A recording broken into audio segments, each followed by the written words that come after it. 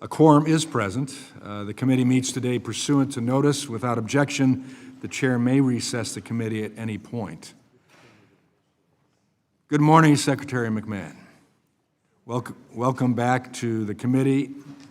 Under your leadership, the Trump administration is delivering on reforms that will make education less expensive, improve outcomes for students and families, protect civil rights, and empower states and local communities with greater freedom to make the education decisions that are right for them.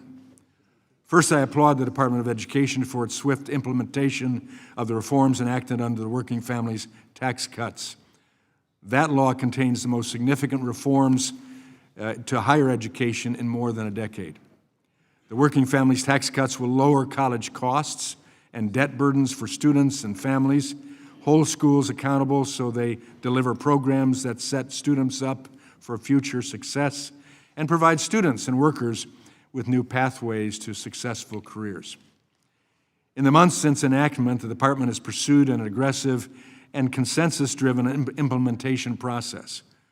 Through two separate negotiated rulemaking processes, the Department successfully reached consensus on regulations addressing the law's student loan reforms, accountability system, and Pell Grant expansion for short-term workforce programs. Madam Secretary, that's impressive work. Whether we agree totally or not, that's impressive work. At the same time, the Department has been tackling broader challenges within our post-secondary education system. First, Madam Secretary, you fixed the FAFSA, amazingly. The Biden-Harris administration famously botched the rollout of the updated FAFSA, but under your leadership, the Department launched the 2026-2027 FAFSA earlier than ever before. As a result, FAFSA completions increased significantly, giving more students an opportunity to pursue their post-secondary dreams. In addition, student loan repayment is finally back on track. The previous administration spent its time pursuing illegal efforts to shift student loan debt on taxpayers, while this department is helping borrowers regain their financial footing and return to repayment responsibility. The department is also taking the threat of unreported foreign funding seriously by opening new Section 117 investigations into non-compliant institutions and revamping the reporting portal to increase transparency and public accessibility. Finally, the department is addressing student aid fraud.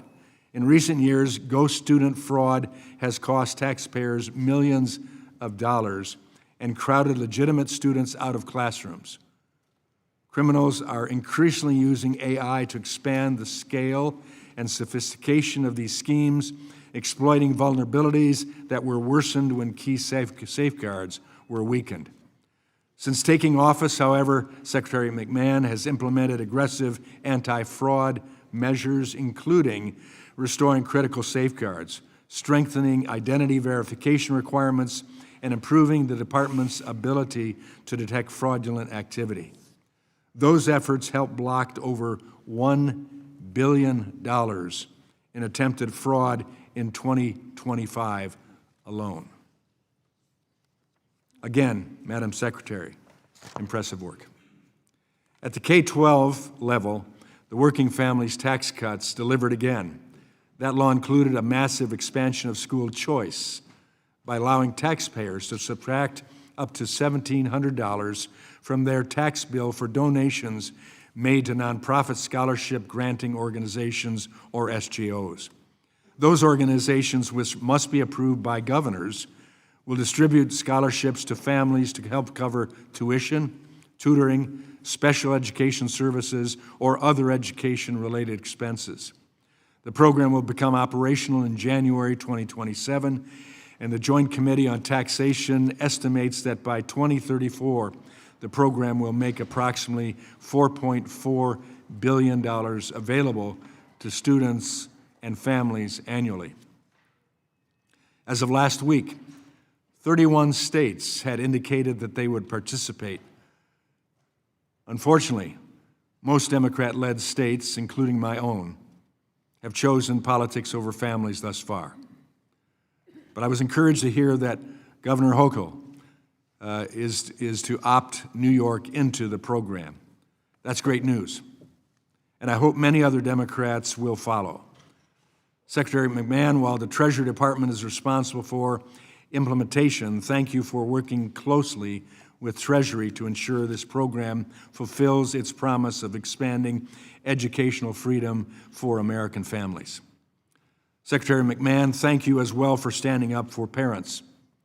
Whether it's restoring the promise of Title IX for women and girls or stopping efforts by states and school districts to conceal health and well-being information from parents in violation of FERPA, the department is once again putting parents back in the driver's seat of their children's education, where it ought to be.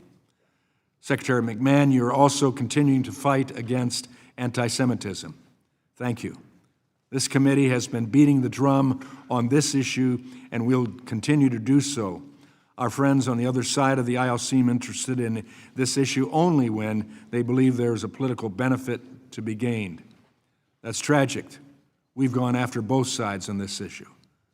Thank you for standing up for Jewish students and educators and for holding institutions accountable when they fail to protect students' safety and access to educational opportunity. Finally, Madam Secretary, I applaud your ongoing efforts to return education decision-making to states and local communities where it belongs. You've already demonstrated that education programs are more effective when administered alongside related workforce, economic, and community priorities. The committee looks forward to working with you to advance our shared goal of empowering families, states, and communities to deliver better outcomes for students, families, workers, and taxpayers. Secretary McMahon, thank you again for being here, and I look forward to your testimony. I'll now yield to Ranking Member, the gentleman from Virginia, Mr. Scott, for his opening statement. Thank you, Mr. Chairman, and thank you, Secretary McMahon, for your testimony today to discuss the department's priorities and the effect this budget will have on students, teachers, and families. When you last testified before the committee in June 2025, I remarked that the department's mission, the mission statement was to, quote, strengthen the federal commitment to assuring access to equal educational opportunity for every individual. Today, as you appear before the committee, I note that the department's mission has changed, and it's now, quote, fostering educational excellence and ensuring equal access for all students, for students of all ages. You'll note that there's a slight difference in those two statements, and that difference is the omission of the word federal. Madam Secretary, the department was created. When the department was created, it was because of the desire that the federal government weigh in to enforce and defend students' civil rights, to provide evidence-based resources to low-income and rural districts, and to administer federal student aid. We know from history that without a federal role in education, we are at a greater risk of racial segregation in public schools, a risk that states will refuse to educate students with disabilities, and a risk that low-income and rural communities will suffer drastic educational inequities because we generally fund public education with the real estate tax. And now it is not a surprise that the word federal has been eliminated from the department's mission. After all, the president made it very clear that you were selected for this position and charged with dismantling the department. President Trump has repeatedly and incorrectly stated that he wants to return education to the states. The fact is that education is largely already determined by state and local governments and always has been. States and local agencies, not the federal government, dictate curriculum, determine class sizes, and are responsible for qualifications for teachers and requirements for high school graduation, among other decisions. The federal role has always been to guarantee equitable access to education as directed by the Brown v. Board of Education decision, which said that education is a right which must be made available to all on equal terms. So let me be clear, the Trump administration has not returned education to the states. Rather, it has empowered you to effectively dismantle one of the country's strongest civil rights institutions. As Secretary of Education, you've gone outside the bounds of the law and bypassed Congress to dismantle the department. President Trump admitted as much on April 2nd at a White House Easter lunch, and you can see his comments over my shoulder when he said, in reference to closing the department, "You know what? You need congressional approval." I said, "Don't worry about it, just do it." And she did it. And so under your leadership, the department has lost half of its workforce through either forced retirements or firings. It has entered into 10 illegal interagency agreements, transferring over 100 programs from the Department of Education to other federal agencies.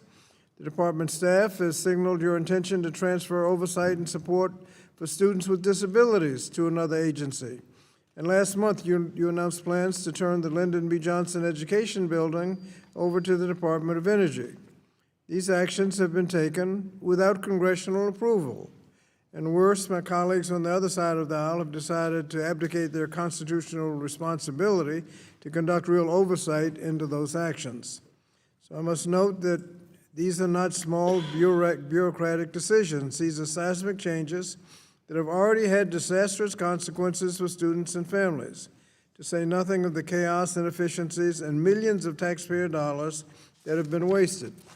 For example, in February 2026, the Government Accountability Office reported that the department paid Office of Civil Rights investigators up to $38 million not to work. And according to a report in the Senate Help Committee released last month in 2025, the Office of Civil Rights reached 0 resolution agreements involving sexual harassment, sexual violence, seclusion and restraint violations of students with learning or behavioral issues, racial harassment, or discriminatory school discipline. To add a finer point, OCR reached 0 resolutions in 2025 despite having more than 2,700 pending cases. Additionally, we've heard from numerous stakeholders about the problems that have been experienced following your transfer of adult education programs to the Department of Labor. The Department of Labor lacks expertise to administer these programs. Adult education programs in the Department of Education offer students lifelong skills such as literacy and support in completing a GED. At Labor, the focus on adult education has shifted to just finding the next job, which does not meet the needs of the students in these programs, especially in a world where the demand for upskilling requires both soft and hard skills. Lastly, in March 2026, the GAO reported that the Office of Federal Student Aid, which is responsible for the $1.7 trillion student loan portfolio, has stopped key oversight of student loan services. As a result, 43 million borrowers have been left without sufficient support, and without proper oversight, these borrowers may receive inaccurate information or be placed in the wrong repayment plans. At the same time, you announced a plan to transfer some of FSA's functions to the Treasury Department, which again lacks the expertise to adequately assist borrowers who may be eligible for discharges of their loans through the Public Service Loan Forgiveness Program or other discharge programs, or even lower payment plans. This is especially troubling because in the coming weeks, 7 million borrowers will be moved into a new, less affordable repayment plan. Borrowers are now closer than ever to defaulting on their loans and urgently need accurate information. The department has indicated that it intends to hire hundreds of staff at the Office of Civil Rights and FSA in an attempt to course correct. This is a predictable outcome to firing nearly half the department's staff and would have been avoided had you followed the law. Unfortunately, students who need information on their loans don't have time for this chaos, and families whose children have been denied access to quality education don't have the luxury of, as you say, hindsight. Taken together, these actions point to a chilling conclusion. The administration is not simply proposing moving a few people to a different building in Washington, D.C. No, these actions represent the administration's abdication of the federal government's responsibility to ensure that all students, regardless of their race, religion, disability, income, or zip code, have access to a quality public education. So we need to know whether the staffing cuts, interagency agreements, and enforcement changes comply with the department's legal obligations. We need to understand your plan for enforcing civil rights in education. We must also gain insight into how student borrowers will be protected among reduced oversight. And we'd also like to see how much this new voucher program is going to cost and what oversight there will be on that program. With that, I look forward to your testimony and yield back the balance of my time. I thank the gentleman. Pursuant to Committee Rule 8C, all members who wish to insert written statements into the record may do so by submitting them to the committee clerk electronically in Microsoft Word format by 5 p.m., 14 days after this hearing.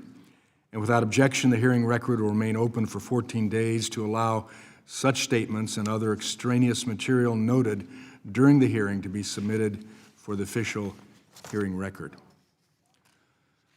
I'll now turn to the introduction of today's witness, the Honorable Linda McMahon, Secretary of the U.S. Department of Education. Madam Secretary, we thank you for being here today.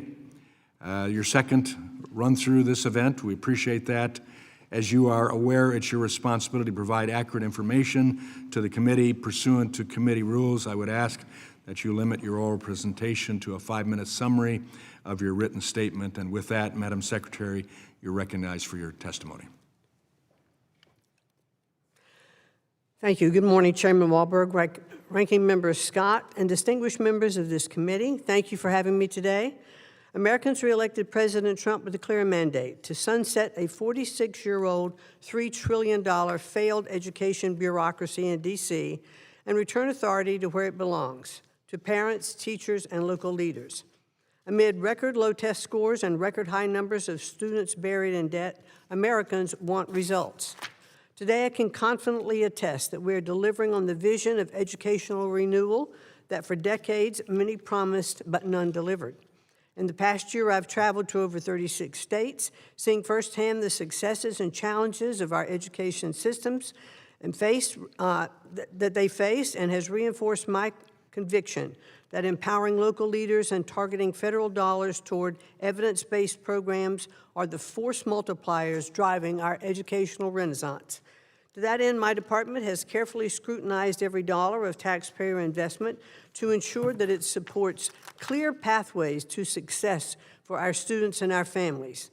We've cut unproductive program funding and redirected those resources to revitalize literacy, invigorate workforce development, and support our most vulnerable students. We have conducted an honest assessment of our operational efficacy, shrunk our bloated bureaucracy, and to date, have secured 10 partnerships with federal agencies well-equipped to co-administer Department of Education programs. We've stopped burdening local leaders with one-size-fits-all mandates and are now empowering them to design solutions that best support their students. For example, we awarded Iowa the first-ever returning education to the state's waiver, which frees millions of dollars in compliance costs. This allows Iowa to devote more resources to proven interventions, like those that led to their double-digit reading gains. And we continue to work closely with other states to help them realize their potential for innovation. We are also expanding affordable, high-quality education options and restoring parents to their rightful role as the primary decision makers in their child's education. Thanks to President Trump and Republicans in Congress, the Education Freedom Tax Credit gives parents access to critical resources like scholarships, tutoring, and specialized services for students with disabilities, whether their child attends public or private school. In K through 12 and higher education alike, the Trump administration is restoring safety, fairness, and equal opportunity for our students. In this administration, we have secured 7 historic deals with universities to right the wrongs of their pervasive civil rights violations. We've returned integrity to the broken federal student aid system for the 43 million Americans holding an astounding $1.7 trillion in federal student loan debt. Our simplified, free application for federal student aid, or FAFSA form, launched on the earliest timeline in program history, leading to a record 11 million submissions to date. We introduced a new earnings indicator so students no longer take on significant debt without clear, reliable information. And thanks to our strengthened security measures, we have prevented over $1 billion in federal student aid fraud. We're also hard at work implementing the Working Families Tax Cuts Act, which simplifies federal student loan repayment, launches a new workforce Pell program, and will make post-secondary education more affordable. And today we're putting forward a request that accelerates these reforms. This year's budget request maintains full funding for the Title I-A grants to local education agencies program, devoting over $18 billion to serve children from low-income families. It includes $33 billion for the Pell Grant program, which supports low-income students, representing an increase of over $10 billion. It provides $2 billion in new Make Education Great Again grants, a historic investment to improve numeracy and literacy and remediate our decades-long academic proficiency crisis. And for our students with disabilities and their families, the Trump administration requests $16 billion for IDEA programs, which is an increase of more than $500 million. We've been clear. Shifting authority back to the states will not come at the expense of essential federal support and programs, much of which predate the department itself. When the Trump administration makes promises, we keep them. And with your partnership, we will unleash momentous opportunity for every child to realize their God-given potential. Thank you, and I look forward to your questions. Madam Secretary, thank you for your testimony. Under Committee Rule 9, we'll now question Secretary McMahon under the 5-minute rule.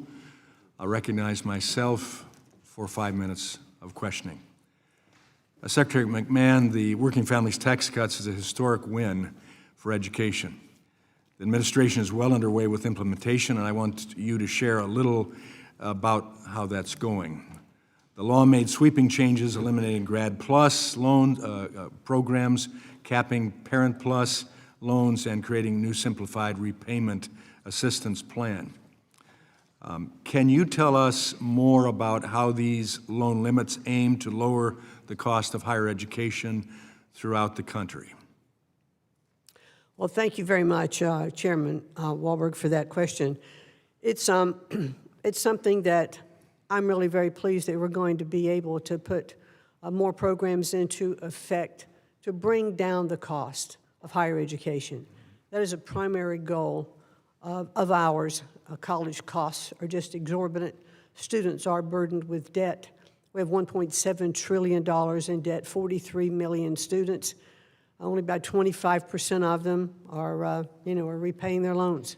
So we really have to do something to bring down the cost of college. And you mentioned getting rid of the Grad Plus loans. Up until that time, a student could go to a university, and whatever that university said was the cost of the graduate program, that's how much you could borrow. It was just that simple. So what we have done is remove Grad Plus from that, and now we've put in caps on other programs for graduate students and undergraduate students to make sure that we can help reduce the cost and the burden of college. And at the same time, making repayment programs a lot more simple. We're going to have eventually only 2 tracks for repaying outstanding loans. One that's a standard repayment, the other is RAP, which is based more on income. But until that time, those programs that are available at the moment for students to enter into repayments, they can still go into those payments up until 2028. We hope to encourage them to go already into RAP or a standard program, because then it becomes more simple for them and they don't have to change horses in the middle of the ride, if you will. So I think all of these programs that we're putting into place are simplifying it, and students will have an opportunity to have a better understanding of what their responsibility is, and hopefully it's just a more direct way for payments. Thank you. I applaud yours and the President's efforts in returning education to the states, literally. You've made great progress showing Congress how that can work, in particular through the Workforce Development Partnership between your agency and the Department of Labor. Over $1 billion in funding has been successfully drawn down by states under programs included in that partnership. What reforms, Madam Secretary, does this partnership make possible, and how is this partnership providing a model for the other partnerships you're developing? Well, thanks very much. This was our first interagency agreement that we signed with the Department of Labor under the authority of the Economy Act. And the goal here is to co-administer these programs with other agencies. The interagency agreement are programs that have been utilized through agencies for many, many years in Congress, kind of subcontracting for those services. We're co-administering them with the Department of Labor. One of the biggest, I think, results that we've had in this program is this combination of WIOA, which had been handled by the Department of Education, and Perkins grants, which had been at Labor. And now we've made possible that borrowers can, or students can come into this program on a combined application for WIOA and Perkins. And we've had now about 21 states submit those combined plans. That's a really big, efficient use so far of what we've seen in working, with the Department of Labor. Okay, thank you. Well, in less than 35 seconds, let me ask you this question. Can you tell us somewhat about the OCR caseload you inherited and how your enforcement priorities will better serve students? Well, we are really moving forward at this particular junction to address our caseload. We inherited from the Biden administration about 19,000 backlog, and when we had left after the first administration with President Trump, there was about 4,500. So that grew to 19,000 when we came over and took over. We brought in Assistant Secretary Kim Rishi, who was responsible during the first Trump term of bringing down that caseload and being the head of OCR, and she is now with us as the Assistant Secretary. She's been in a few months. Took a while for her to get confirmed, and I'm really delighted to have her. She is bringing back lawyers. She's addressing this, and over just this past quarter, we have settled over 4,000 cases, so we're on the right track. Well, we wish you good success on that. My time has expired, and now I recognize the gentleman from Connecticut, Mr. Courtney. Thank you, Mr. Chairman. Secretary McMahon, President Trump said a couple of days ago that he was not thinking about Americans' financial situations, not even, quote, a little bit. You and your department demonstrated the same mindset when you finalized H.R. 1's new student loan caps that will drive up borrowing costs for advanced degree nursing students, nurse anesthetists, midwives, and nurse practitioners that goes into effect July 1st. As you know, the rule excluded nursing from the department's professional degree definition, which aside from being one of the most insulting tone-deaf messages to 5 million nurses imaginable across the country, it will in fact raise education costs for critically needed nurses. 250,000 nurses who understand their financial situation very well signed a petition to you organized by the American Nurses Association, America's largest professional nurses organization, vehemently protesting this rule during the comment period, which of course the department unfortunately brushed aside. As the president of ANA stated, DOE's reasoning distorts how nursing education, licensure, and practice work, and in doing so sends an alarming message to nurses and to the public. And again, they understand that with a cap, and where nursing programs their tuition exceeds those caps, they are going to be pushed into the private lending market. That's why private lenders supported H.R. 1, because they saw it as an opportunity for increasing their book of business. So my first question to you is to confirm that this rule defining professions and capping federal loan availability is actually implementing H.R. 1, the One Big Beautiful Bill. Is that correct? Yes, and we did. Thank you. So my next question, my next question, Madam Speaker, is again, you served on the Board of Trustees at Sacred Heart University in Fairfield, Connecticut, a fine institution with a great advanced nursing program. For an advanced nurse program, the tuition at that school is actually $80,000 for a 3-year program. So again, just the tuition for that program exceeds the caps that you put into place with this HR 1 rule. So for those students, they are really going to have no opportunity unless they come from families of great wealth, except to go out and try and find loans in the private market where interest rates are higher and the underwriting process is going to disqualify some people. We have a nursing shortage in this country, and as ANA pointed out, this rule is actually going to undermine and damage the ability of this country to actually educate and bring online nurses that, again, in the numbers of hundreds of thousands, are open and needed at this critical time. So based on your experience, which again is right local for you, where the tuition of the university that you sat on the Board of Trustees exceeds the lending caps that you put into place, what do you say to those nurses who asked for your consideration during the comment period that you brushed aside? Well, first of all, and thank you for bringing that up so we can address it.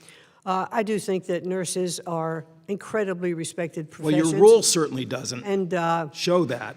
Well, let me just address this issue. You know, we looked very, very carefully at the entire nursing profession. 95% of the nurses that are in programs do not exceed these caps. 78% of the nurses that are moving for graduate programs do not exceed or come up to these caps. We were very carefully looking at the cost of these programs across the country. There are outliers. There are programs which they cost more, but there you can get your degrees in many universities around the that don't come close to charging these amounts. And our goal, I have to disagree with your framing of this whole situation, because our goal is to bring down the cost of higher education. And since we've put in these caps, just this week, University of California in Irvine. That's great. But this week also, inflation went up 3.8% across the country. Your own data, in terms of analyzing this rulemaking process, actually showed that for nurse anesthetists, at least 28% of them who are in education right now have costs that exceed the caps. Nurse practitioners, 23%, and family practice nurses by 22.6%. This is from your own department. So you didn't even listen to your own people and staff in terms of what cohort of nurses are going to be excluded because of these caps and who are going to have higher borrowing costs if they want to complete their degrees. Or yield back, Mr. Chair. Or Gentleman's time has expired, and we hope those answers can be given later on. Now I recognize the gentleman from South Carolina, Mr. Wilson. Thank you very much, Mr. Chairman. And Madam Secretary, thank you so much for your success. Indeed, the American people are just so grateful for your efforts to close down the Department of Education. This should be a local issue for local elected school boards. The opposition often say you're cutting out essential programs, but that's not true. What you're actually doing is cutting red tape and bureaucracy so that educators can spend more time educating students. Could you please review with us how the dismantling the Department of Education will empower state and local leaders to better serve students? And indeed, my view, schools should be run by local elected school boards, not Washington bureaucrats. And additionally, I was grateful to praise your deserved success of deregulation Monday in the Congressional Record, which I provided a copy. So indeed, we really appreciate your success. So how do we address the accusations of actually eliminating programs? Well, thank you very much, Congressman. You know, I have been touring now. I've been to about 36 states. And I really wanted to get close to the situation and look at schools. So I've visited all kinds. I visited, elementary, middle schools, micro schools. I've talked to principals and teachers and parents. And all of them are incredibly happy that the president is really looking at moving education power back to parents, because parents and teachers that are closest to the child understand what the educational needs are, for their children. So I'm really pleased at the programs that we've been able to put into place already. You know, in K through 12 education, one of the things that we're looking at so much is why can't our children read? Why can't they do math? So let's make sure that we are looking at states that have been successful in their programs returning reading to the science of reading. The Miracle of Mississippi is a great example. Louisiana has adopted this program, Florida, Iowa, Texas, others, and they're showing the results of this.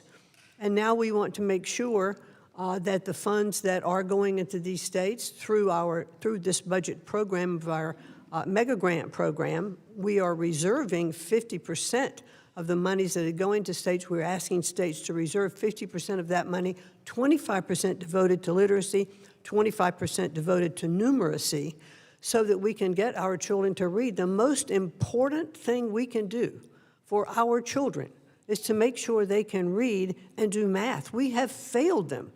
When you have only 30% or even a little less of 8th graders and 4th graders that can read at proficient level, we are failing our students, and we need to change that. So our states are really on board to be able to have more money block granted to them so that governors and superintendents can spend that money where in their states they need to spend it most. The most innovation that we have had in programs across the country so far, and these successes I noted, were innovations at the state level. They're not being directed from the bureaucracy in Washington, D.C. So let's make sure we are supporting those efforts by giving the money to the states and letting them be able to spend the money where they know it needs to be spent. Well, in South Carolina, we really appreciate your visit. In fact, you were with a champion of education, our superintendent of education, Ellen Weaver, and I'm also grateful that you were there with Congresswoman Sherry Biggs, and so what a team y'all made promoting quality education. With that in mind, too, there's been growth in school choice over the past year, with a couple of years, with 1.5 million students now enrolled in school choice programs. I know the benefit of that. My wife was a teacher at an alternative school, giving challenged young people another chance. What do you see as the future for school choice?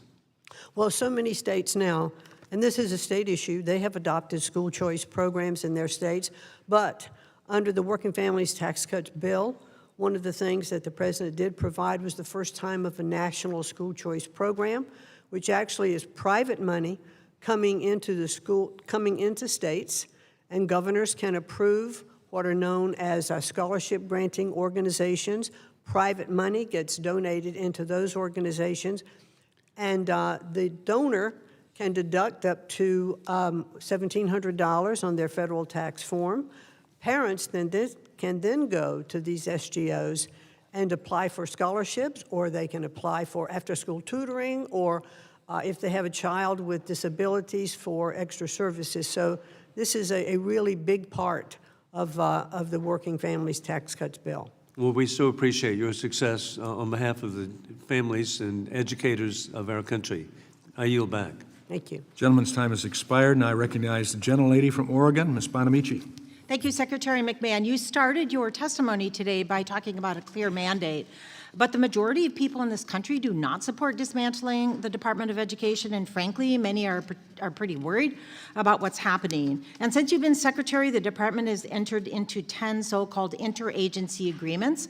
I call them bureaucracy expansion agreements that claim to transfer the administration of critical education programs that Congress gave to the Department of Education, to other federal agencies. And I previously asked you what authority you rely on for these agreements, and you have cited the Economy Act of 1933. So, Secretary McMahon, is it still your position that the Economy Act of 1933 gives you the authority to enter into these agreements? And that's just a yes or no question, please. Yes.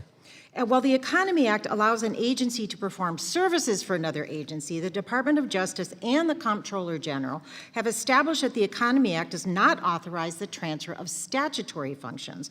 They've been vested in a particular agency by Congress, and you've claimed that other agencies are co-administering or co-managing these programs. But the fact is that several, if not all, of these bureaucracy expansion agreements are illegal or unconstitutional. And if your legal counsel is telling telling you that the Economy Act authorizes you to do these transfers without Congress. You should hire better lawyers. Madam Secretary, it's my understanding that the next bureaucracy expansion agreement will likely transfer the administration of programs in the Office of Special Education and Rehabilitative Services, including services under IDEA. When we last spoke, you were determining which of these programs should be, where these programs should be transferred, to the Department of Labor or to the Department of Health and Human Services. So Secretary McMahon, does the Department of Education plan to transfer the administration of IDEA to another agency, yes or no, and if yes, to which agency?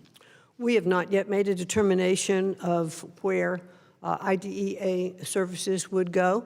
Do you plan to we see- transfer the services to another agency, yes or no? Well, eventually, Congresswoman, you do know that. Just yes or no, I have It's not other a yes or no questions. answer, I'm sorry. We will be looking to transfer and at first co-administering these programs with other Okay, agencies. that was your answer. So, Under our Madam- proof of Madam concept. Secretary, I want you to know, I heard from a foster mom of a 3-year-old girl with disabilities. She's pretty outraged that you've fired employees in the Office of Special Education, and she said, we love our special need kids. They teach us more about life than we could ever teach them, so please fight for families with these kids and assure us that our country cares. So I implore you to show this mom and parents across the country that you do care by keeping IDEA at one agency, the Department of Education. So also, Madam Secretary, I want to follow up on Representative Courtney's questions. You got more than 80,000 public comments and bipartisan pushback but you still have decided to restrict the definition of what counts as a professional degree. And Representative Courtney covered nurses, but there's also social workers, teachers, physical and occupational therapists, and work in a lot of other areas. They might need to give up on their dreams. You suggested they can just move to a different place and go to a cheaper place, but I tell you, a student at Pacific University who's studying to get her licensure in special education said, the affordability crisis that aspiring educators face bars many from entering the profession. So you're the Secretary of the Department of Education, and you're claiming that teaching is not a professional degree. Do you consider educators and teachers unprofessional? Yes or no? Of course not. Good. Well, should aspiring teachers be able to access affordable loans? I think teachers and all of those who are getting degrees should be able to get an affordable loan, and that is why we want to bring down the cost of education. When we Well, put these- Madam Secretary, Well, let me, if I may, Yeah, because this is important. You've answered my question. No, I haven't been allowed to answer the question. We already have seen 2 universities that have reduced their graduate programs because they said, responding to these you already caps, said, Madam Secretary, I have another they question, had to but reduce their fees because they want to provide these programs. I'm going to reclaim my time and note that this administration is spending between $1 and $2 billion on a war and $1 billion on tax cuts that could go to helping students.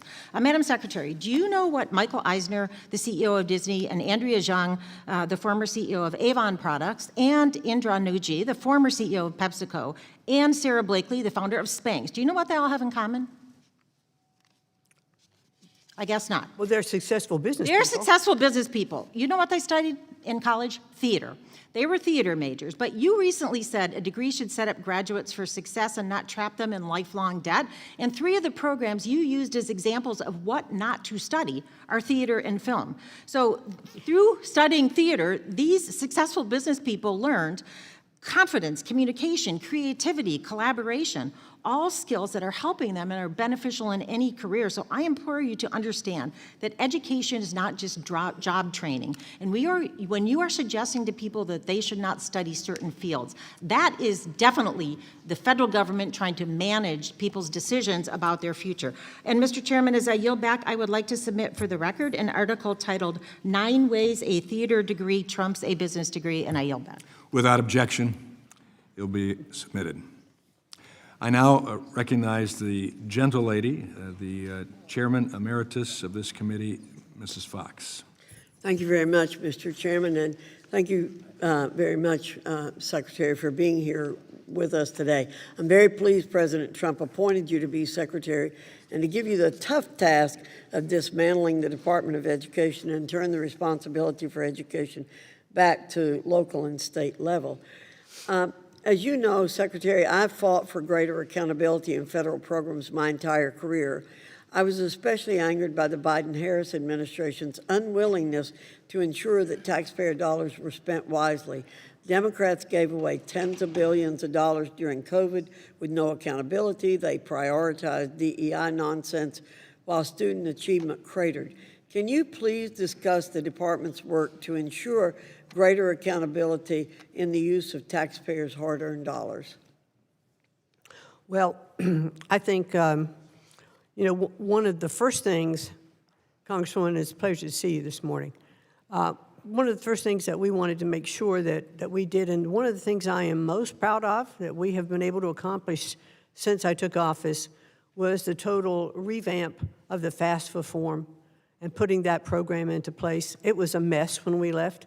It wasn't even launched on time under the Biden administration. Congress actually did order us to make sure it was launched, and we absolutely revamped it. It launched early. It takes now about 35 minutes to complete the FAFSA form as opposed to 2 or 3 days. And we have also now put in a special program in there so that a student or a parent who is applying for these loans can see how much a program is going to cost and what the income is for those programs when you graduate, so you can take a look at it and think about whether or not this is going to be something that you want to take on this kind of debt for. Do you want to look at another college or university? How is it? And this is something that has not been available, to parents before. And so I think this is an incredible improvement in the FAFSA system. It not only launched on time, it launched early. And I was pleased to be at some of the beta tests for it to listen to parents about how easy it was to navigate. Thank you. I was going to ask about your efforts in the FSA and getting it back on a firm footing, but I think the chairman has lauded your efforts there and covered that issue. Madam Secretary, again, I'm grateful to you for working with members of Congress during your tenure. I'd like for that to continue, and I'd like to simply explore a commitment to continue working constructively on this proposed rule for undergraduate certificates as it relates to gainful employment. You and I have spoken about this, and I've spoken with your staff. As you know, people joke that accountability is my middle name. I'm glad accountability for higher education was enshrined in our reforms in H.R. 1 after having pursued it for 8 years as a leader on this committee. Now that accountability is here, I believe that this accountability needs to be equitable and proportional. In particular, regulations surrounding cosmetology schools and other similar undergraduate certificate programs needs to be contextualized and properly targeted and fair. Many of the graduates of these programs work part-time, are paid in uncertain tipping structures, and live in low cost of living rural areas. May I please have your commitment to continue to work constructively with many of us to ensure these regulations deliver on fair accountability without unduly harming these people who want to enter these careers? Yes, and we are in the rulemaking process now for these particular loans. And I think our staffs have already been working together and will continue to do that. And I think you're going to get a lot of other comments from other people who have gone through these programs, who've had successes, and who understand how difficult it is sometimes to get their careers up and running, and they want to do the right thing by the American taxpayer, but we need to make these accountability measures fair. Thank you, Mr. Chairman. I yield back.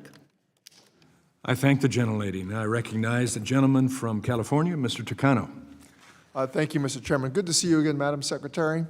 Madam Secretary, I watched the Senate hearings about a week ago. I'm confused about your testimony before the Senate Help Committee. You told Senator Chris Murphy that you were hiring more staff at the Office of Civil Rights. Is that correct? Yes. And when Senator Murphy asked you about the firing of half of OCR staff last March, you said that, you might have not have done that in hindsight. I'm sorry, what? You might not have done that in hindsight. The firings, that is. Yes, when we came on board, and those RIF notices, were going out, that was it. They were going out pursuant not by your order, but by DOJ. They had started that process before I came on So board. DOJ, and you didn't really, at that moment, oppose at what they were doing. You didn't say, stop it, because I know that OCR is important. OCR is important, and now Yeah, but you didn't know that at that moment. They were firing half the staff that you needed at OCR, and it took you 10 months to figure out that that was a mistake. We have totally revamped our OCR Madam Secretary, now, and we you are gave me a little bringing smile. I these think that people little back. smile indicated you thought it was a mistake. Madam Secretary, your department resolved only 112 of the nearly 12,000 pending civil rights complaints in 2025. 112, I'm talking about resolution agreements, not dismissals of cases. Those you could say those are resolutions, but we're talking about resolution agreements that were reached. Only 112 out of the 12,000 pending civil rights complaints. That's 1%, the lowest level of case resolutions in a decade. In 2017, under the first Trump administration, there were 1,299 resolution agreements. And so I think you realize after 10 months that the labor-intensive nature of getting to what I'm talking about, the legally binding contracts, which is what a resolution agreement is, between OCR and the schools that are involved in discrimination cases, that guarantees relief. You arrive at a contract that's labor-intensive.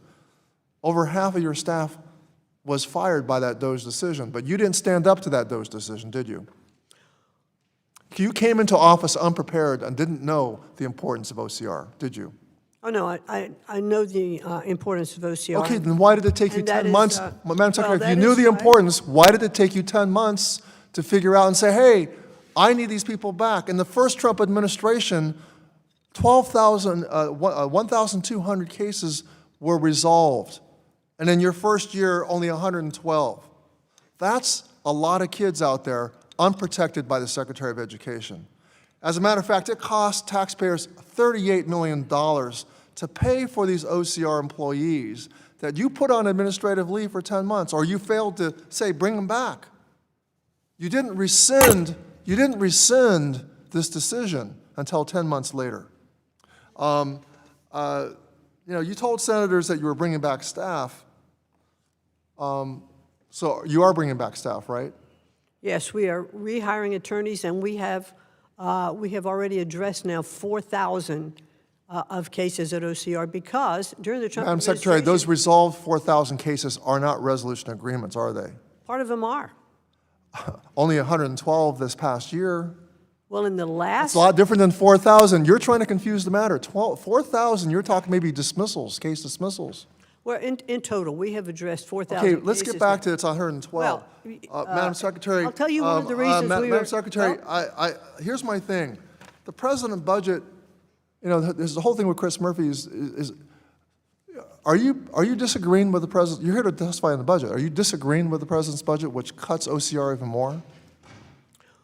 The budget that we submitted is a floor. It cuts OCR even more, doesn't it? It is a floor for hiring. We want to increase those numbers, but we The submitted a president's budget budget cuts OCR even more, doesn't It it? is a reduced amount for it because it is a floor of hiring. Madam not where Secretary, we I'll want ask you to the be. question again. Does the president's budget raise the budget for OCR, keep it even, or does it lower the budget for OCR staff? I'll repeat what I said. It Madam is a Secretary, you had a floor of week since hiring. the Senate Help Committee hearing to figure this out from when your question with Senator Murphy. You couldn't answer his question. I'm asking you a similar question.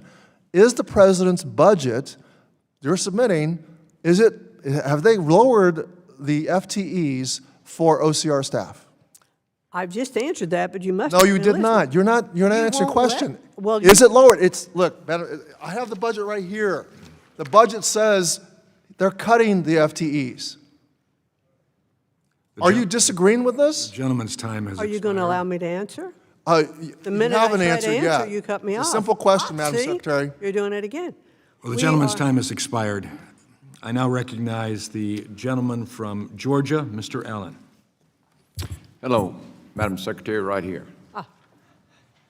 Thank you for being with us today. Would you like to answer the question? Thank you. Yes, our budget floor, it is not the maximum we hope, and we hope to get more lawyers, but the budget we submitted is lower than last year's budget for our FTEs and OCRs. But that is the floor that we submitted. We hope then to work with Congress to raise that so that we will hire more lawyers. Yeah, and who's best to judge what the needs are? And the floor and the ceiling and the cost? I mean, that's your role, correct? We're moving expeditiously Yeah. to resolve as many of these cases as we can. And I hired the person that was so successful in the Trump administration, Kim Rishi, Assistant Secretary, to handle this program in the first quarter that she's been there. And as a matter of fact, we were really doing well until Congress had the longest shutdown, in history, Right. and so we Right. lost time with that. Right, okay. In February 2026, your department updated the prayer guidance for public schools, replacing the Biden administration's flawed guidance. Thank you for that. I've long been believe that faith does play an essential role for, not every student, but certainly religious liberty must be protected in our schools. Can you talk about the prayer guidance and why every student's right to religious liberty be protected in the schools? Well, sure. Every student should have the right to pray. A student can form a religious club under our guidance, and a student can express their faith, in a paper or in a conversation, and that's pretty much our guidance that we're given. But you must be respectful of others at the time that you are doing that. Certainly there is a quiet time to pray, and the prayer cannot be given on the basis that this is a representation of the school or the institution. Right. This is a private matter, and students certainly can pray. Right. Secretary, one of the things in the working families tax cuts that I'm excited about is the workforce Pell. I hear from my district all the time about unfilled jobs, and I know workforce Pell will provide students and workers economic mobility through high-quality, shorter-term programs. Can you talk about the innovation you've seen across the country as states and institutions prepare for workforce Pell's launch this July? Well, I think one of the things that we have recognized across our country is our workforce shortage. And I've been incredibly heartened as I have gone across the country to look at now the relationships between community colleges and high schools and what they're doing to have dual credentials to put people into the workforce. One of the things that we did in the budget was fully fund Pell, so that will allow for the faster implementation of the workforce Pell program. We made sure that the shortfall was covered. We put in $10.5 billion. That allows Pell to operate at the maximum level, a little over $7,900. So we want to get that short-term workforce Pell in place as soon as possible because we need this workforce. So shorter-term certificates, some 18 months, some 8 months, some 6 weeks, those programs need to be put in place. And so when students can, get that money. Right. And I think that money's, I was just corrected, it's $7,395 is the Right. maximum. Okay. All right. Well, obviously, workforce training is critical, and I believe that we need cooperation from the business community, and we need the business community talking to the education community about their needs, Exactly. whether it be Disney or anybody else. Correct? Well, absolutely, and we've seen so much progress with that. Right. I've seen, private, for instance, Toyota. Right. In West Virginia. There's a community college that they work with. It's Bridge Valley. And they actually put machinery and equipment into that community college. Those students are then trained. They can go and work on the floor at Toyota or go to any other manufacturing company with the skills they learned. Thank you for your bottom-up approach. I can't believe members of Congress sit up here and tell you what needs to be, this, this, and this. Thank you for listening to our teachers and our students and our parents, and I yield back. Thank you. Thank the gentleman. Gentleman's time has expired. Now I recognize the gentlelady from Georgia, Ms. McMath. Thank you, Mr. Chair. I'd like to enter into the record a report from Protect Borrowers analyzing the different ways that the big ugly law has made college more expensive for the students. It's deep dive. The OBBA law makes paying for college more expensive and risky. Without objection? Thank you very much. Thank you. Secretary, I appreciate you being here today, and thank you for the call that we had earlier this week. I appreciate it. And thank you for allowing me to share my concerns about some of your plans for the department. I would like to invite you to come to Georgia again, but this time come to my district, and I would love for you to hear from some of the public school administrators in my district who are also worried about some of the very concerns that I discussed with you.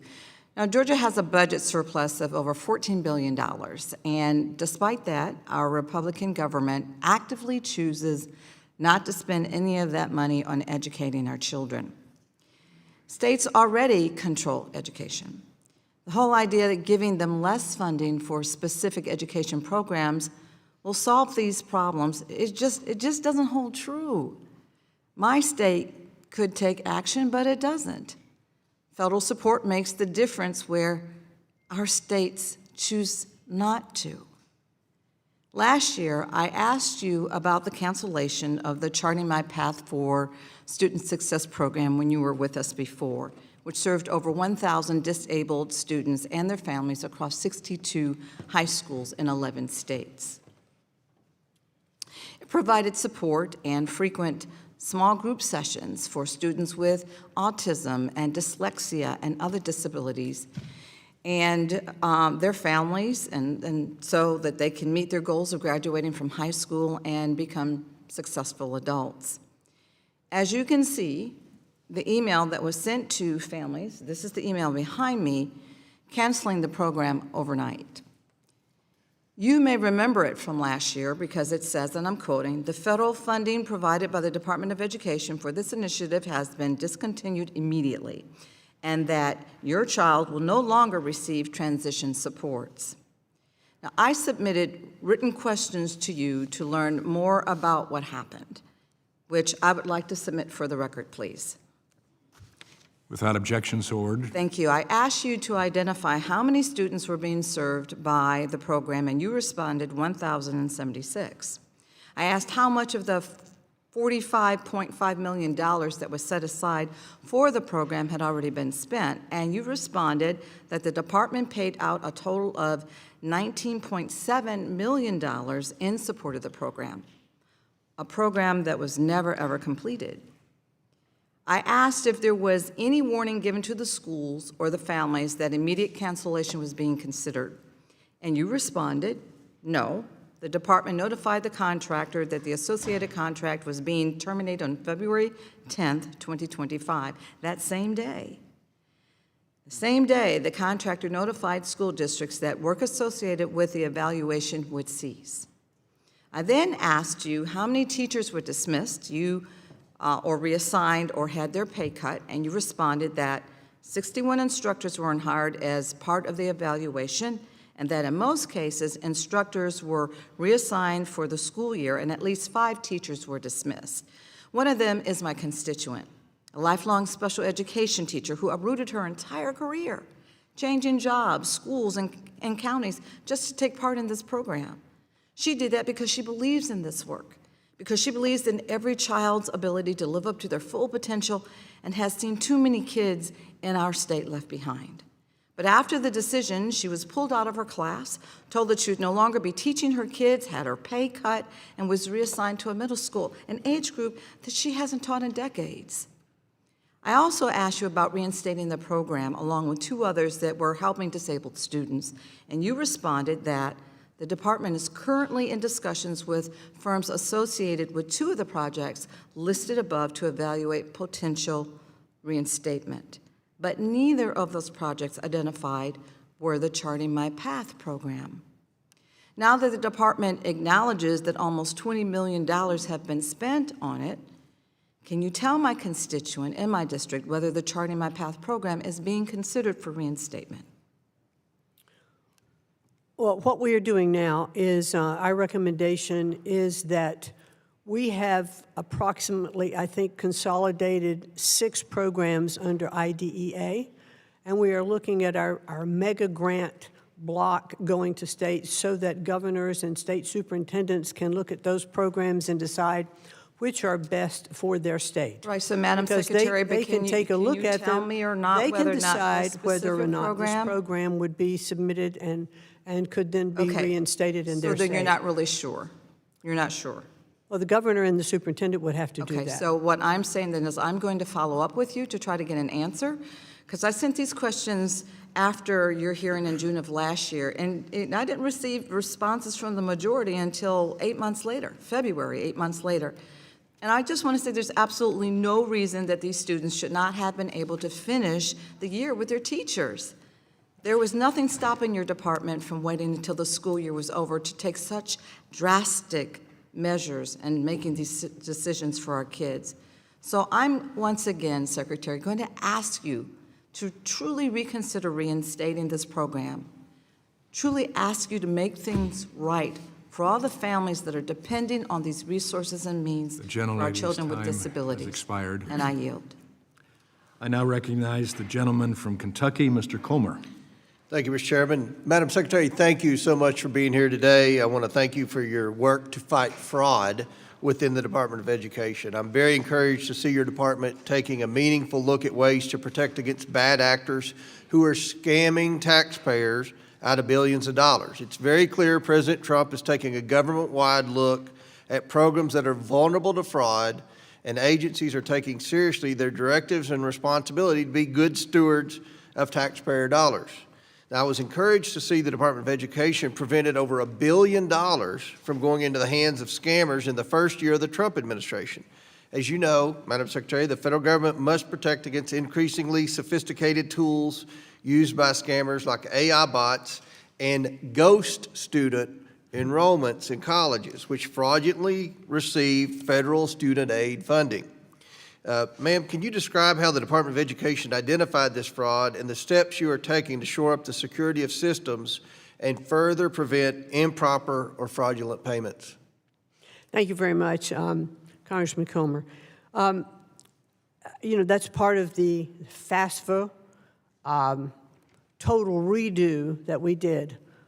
One of the things that we found in the FAFSA program, shortly after it was totally redone and applications were being submitted, we started with much more sophisticated technology, a lot of AI use as well, and we started to see little flags that said to us, well, this data is just not comporting correctly. Mm-hmm. You know, we've got an IP address that's here and yet another address that's here, little things that technologists look for. Mm-hmm. So when they went into those and then went back to that applicant and said, now you have to show us a photo ID to make sure The dreaded photo ID that the members on the other side. Who you are. Yeah. And so we started identifying with these flags that these people weren't who they said they were. There were bots that had been going online, not only in this country, but outside of this country as well. These sort of rings were being operated. So we saw that.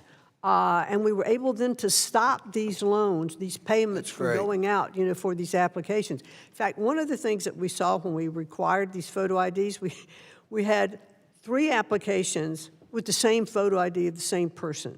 Yeah. And so Amazing. it was Amazing what a small- photo ID can prevent. It's a small from thing fraud. to put in place that suddenly just gave us an opportunity to say, stop. Great. So, Well, so, you know, we found out there were, you know, dead people with stolen identities, like those are the ghost students, you know. I'm a believer in photo IDs, I can tell you that. There are people on this committee who are not. So I think just in the last few weeks, we've had about $59 million, an additional $59 million saved from going out. Do you believe that this fraud was a result of foreign actors? Some of it. Some of it. Are there additional resources or authorizations you believe would be helpful for Congress to provide the department in your quest to root out waste, fraud, and abuse? Well, I can tell you one of the things we've done in one of our interagency agreements with the Department of State.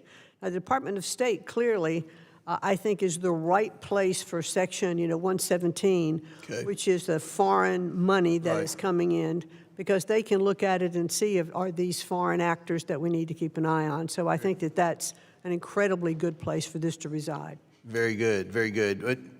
Madam Secretary, thank you for all of those efforts. Just yesterday, as chairman of the House Oversight Committee, I announced the creation of a task force on defending constitutional rights and exposing institutional abuses, which will hold hearings on improper payments and investigate reports of fraud within federal programs. I've also introduced legislation, the Stopping Fraudulent Payments Act, which would prevent Treasury from making payments which are flagged by the Do Not Pay system, have indications that they are elevated risk of fraud, or for which agencies cannot verify the identity of the recipient. So I look forward to working with you on these efforts and encourage you to continue working alongside both the Education Committee and Oversight Committee to assist in safeguarding these taxpayer dollars. Also, Madam Secretary, very quickly, I know you're familiar with the importance of impact aid for Kentucky schools, particularly Christian County, which houses Fort Campbell, and Paducah Independent Schools, which are nearby, and the Department of Energy's gaseous diffusion plant in my congressional district. Will the impact aid program face any adjustment in light of the department's interagency agreements, or how can we anticipate impact aid to be administered in the coming months? No, we're continuing impact aid. As a matter of fact, last year we got it out faster than it ever gotten out before. Thank you very much for that. My constituents appreciate that, and I appreciate the great work you're doing at the Department of Education. Mr. Chairman, I yield back. The gentleman's time has expired. I now recognize the gentlelady from Connecticut, Mrs. Hayes. Thank you, Mr. Chair. Before I begin, I'd like to enter into the record a report from the Democratic staff on the House Oversight Committee entitled Professionalized Corruption: How Donald Trump is Abusing Power and Accepting Digital Kickbacks from Foreign and Criminal Interests to cash in on the presidency like never before. I'd also like to introduce an NPR article on public corruption, how the Trump administration has undermined the fight against public corruption. Without objection, so ordered. Thank you. I think we also want to eliminate fraud. Welcome, Madam Secretary. It's good to see the both of you here today. I only have 5 minutes. You know how this works, so I want to try to get through a couple questions. I want to follow up on something that my colleague said about the reclassifying of professional degrees. I'm very concerned about that because it does make higher education, especially master's degree programs, more difficult to afford for nursing, social workers, teachers. And as you may know, in the state of Connecticut, it is required that you have a master's degree to maintain teaching certification.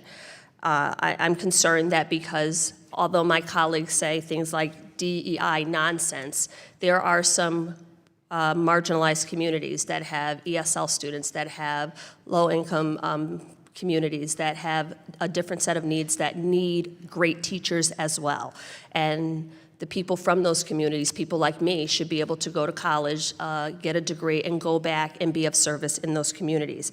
So my question is, how would reclassifying these degrees and capping borrowing address the high cost of tuition? And the second part of that question is, what are you doing to address the pipeline shortages in these critical areas in these high-needs communities? Pipeline shortages relative to which profession? Nursing, teaching, social work, all of these that were reclassified and no longer considered professional degrees. We're not making any kind of a judgment relative to professional degrees. What we are really trying to do is bring down the cost. That's what I'm asking. How does it bring down the costs? Because if colleges and universities, like we've already seen, 2 in a week, that's not bad since the rule just went into place. And other colleges now are looking at how are they going to bring down their costs for their graduate degree programs because these So caps this are plan in is place. contingent upon colleges making a good faith effort to say we're going to lower the cost of tuition, something they haven't done in years. So Correct. So They haven't done it in years. Why? So Because they have penalize been the allowed- borrowers and the they people who have been can't afford college, allowed because the to- people who can No, afford no. it don't apply for these programs. The people who can afford it don't need student loans. The people who come from communities like mine and just want to go back and serve those communities are the ones who are going to be most affected, not the colleges, not the universities, not the board of directors, not the top 1%. My next question. And correctly, I'm a strong shouldn't proponent those of adult colleges education, reduce that cost? especially programs like TRIO, which again address this community of people. These centers, their educational opportunity centers, have been highly effective in working with adults, helping them acquire an education, training, things like GEDs, giving back to their communities, and entering workforce training programs. Of all the TRIO programs, it's the one most closely aligned with your administration's workforce development goals. Yet, you want to propose reducing the number of those programs from 160 to about 55. Can you explain the rationale behind that? One of the things that we've looked at with TRIO is by their own metrics of self-reporting, they have not met their own goals.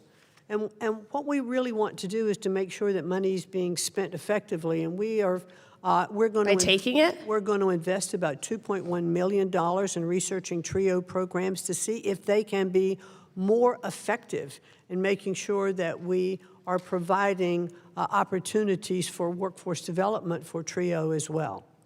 But that you're doing exactly the opposite. And I can't help but think that in your mind you view this as like a caste system, like certain people deserve certain opportunities and certain people don't. And the people who are affected by programs like TRIO are literally the people who need the most help, who need the most investment. If there is a problem in the program or in any of these programs, you root out that part of the problem. You don't zero out these programs. My last question, because I know I'm not going to be allowed to go over. In the state of Connecticut, our Attorney General is suing the administration currently because of, in your rule that was just finalized, you talk about substantial illegal purposes, quote, are too vague for public service loan forgiveness. Can you just give me an example of what might be considered a substantial illegal purpose that may disqualify an employer from participating in public service loan forgiveness? Well, you know, because this is ongoing litigation, I'm not going to talk about that. Okay. I didn't expect you to answer it, but I will just say as a final thing, we talk so much about bringing education back to the states where it always was, but whenever the states intervene or try to challenge you, you don't have an answer for them. With that, I yield back.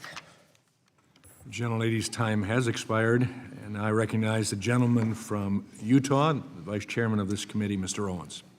Madam Secretary, I want to say, first of all, thank you so much.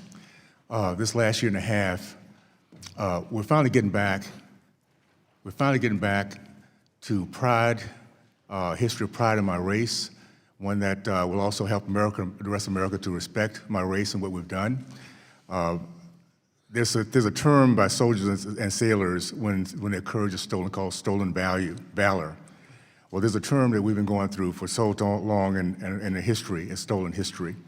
I was blessed to be raised in a segregated community where our community was very, very proud of our history because we were taught about it. Our heroes were not rappers and gangbangers. They were Booker T. Washington, Frederick Douglass. My first hero was Harriet Tubman. We were taught about our proud World War II vets, proud men, courageous men that went to fight for our war. We were taught about the Tuskegee Airmen, or the Red Tails.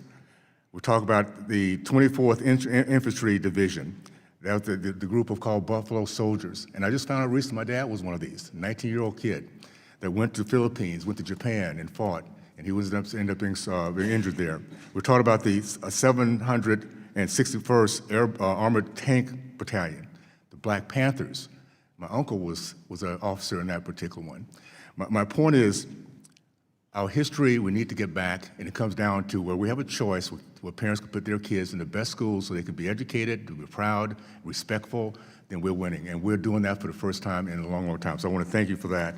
We're going to get our history back, and we're going to get a very proud race and respected by the rest of the country. And the Working Families Tax Cut included the first ever federal tax credit scholarship program so the parents can get education for the best fits their child. However, the program requires the state governors opt in to the program. So far, about 29 or 30 states have opted in, including the state of New York, which I think is miraculous to see that happen. But there are governors that refuse to give the parents an option to give their kids the very best environment.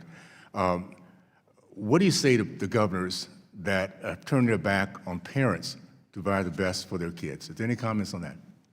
Well, I certainly would hope that all governors would opt into this, because it is such an opportunity for students and for parents to be able to make sure that their children are not in failing schools. But as I mentioned before, this is private money that is going towards these scholarship granting organizations that are approved by the governors or state boards of education, ever how that state works it for them. And we expect $2 or $3 billion to go into these funds. Parents then can apply to these 501c3, these tax-free organizations, to get money to either get a scholarship to a school if their school is failing. They can apply to get extra tutoring for their students. If they have a child that has a disability, they can get special services for that child. There's so many uses for this money if the governors, will opt in. And the private money comes from donors, and they're not limited as to how much they can put into these organizations.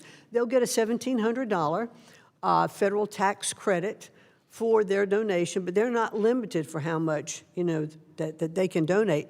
And I heard one governor who said, I really don't realize why I don't understand why my fellow governors wouldn't do this, because if you're going to get a federal tax credit, well, you're in Texas or you're in another state. Texas is not, I just made that up.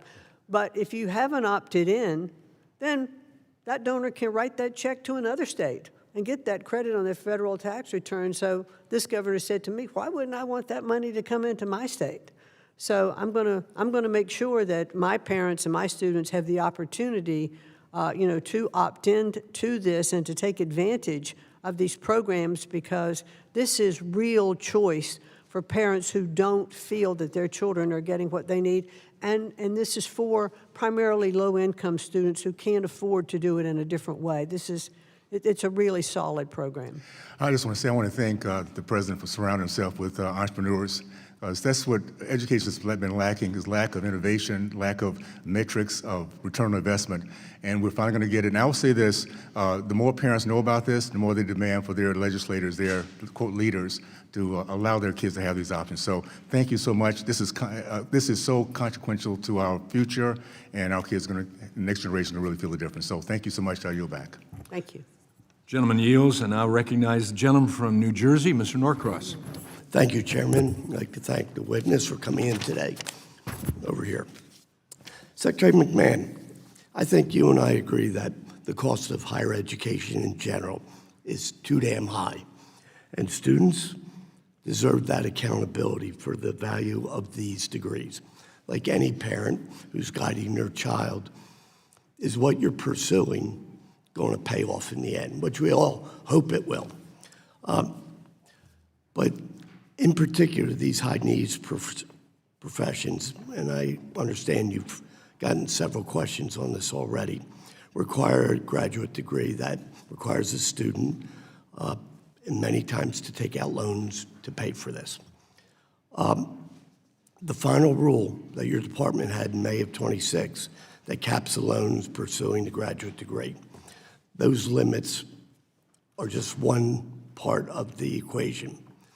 The piece that we have, and particularly me, have a problem with it, is listing those professional degrees.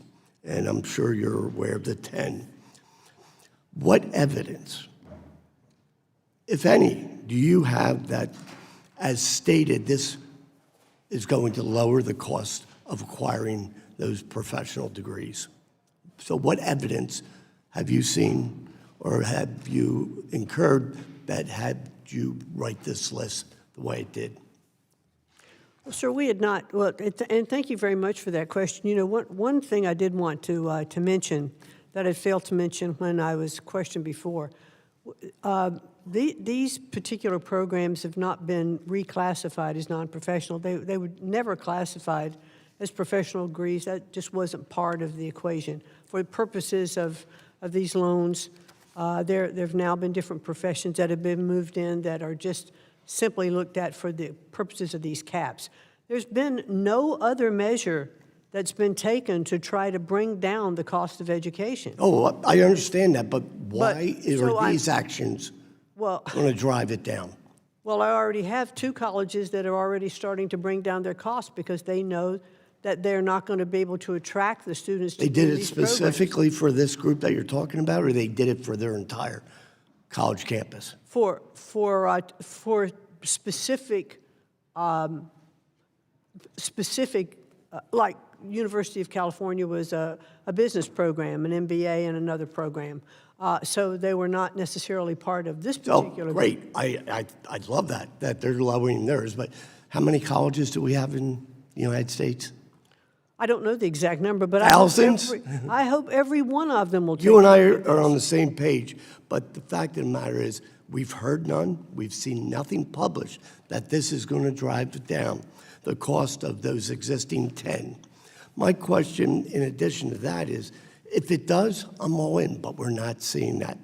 The second part of this could be equally as important is how did this list of these 10 professions make the list? What is it that you saw in these 10 professions that they need to be excluded from the lower amount? We had, this rulemaking process was very intense and very thorough. We had roundtable discussions for about, I think it was about 2 weeks. We had members from different communities, different professions come in and go through this whole entire process. So what criteria did you use to come up with the list?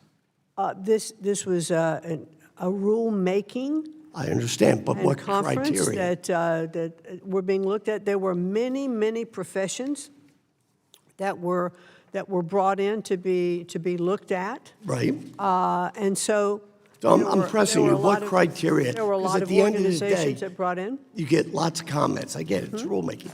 But what criteria did you use to make that list of 10? Well, some of it was statutory, but there were many other businesses That's a and good whatever point. that were trying to come in. That's why I'm saying 10. And so as we looked at this, we wanted to make sure that we weren't affecting a lot of professions that, that were out there. So when we, nursing. Affecting them in which way? Because So it's nursing, actually. Nursing came up a lot. There were a lot of different organizations, different lobbyists that came in to make sure that their organizations, were looked at.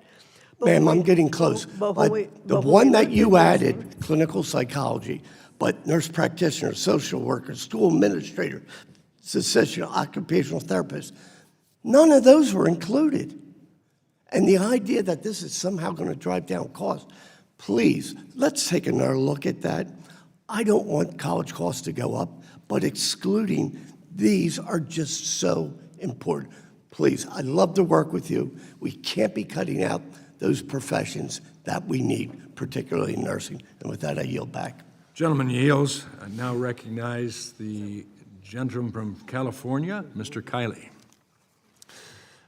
Good morning, Madam Secretary. I know that you have been a true champion of protecting women and girls' sports, and I certainly agree with you on that female divisions should be reserved for biological females. I think that the vast majority of Americans support that common sense position. There are some who disagree, and we can just stipulate for our purposes today that they're entitled to their opinion, and we can respectfully disagree on that. But what I want to talk about today is not to wade into that particular debate, but rather to give you an example of how in California,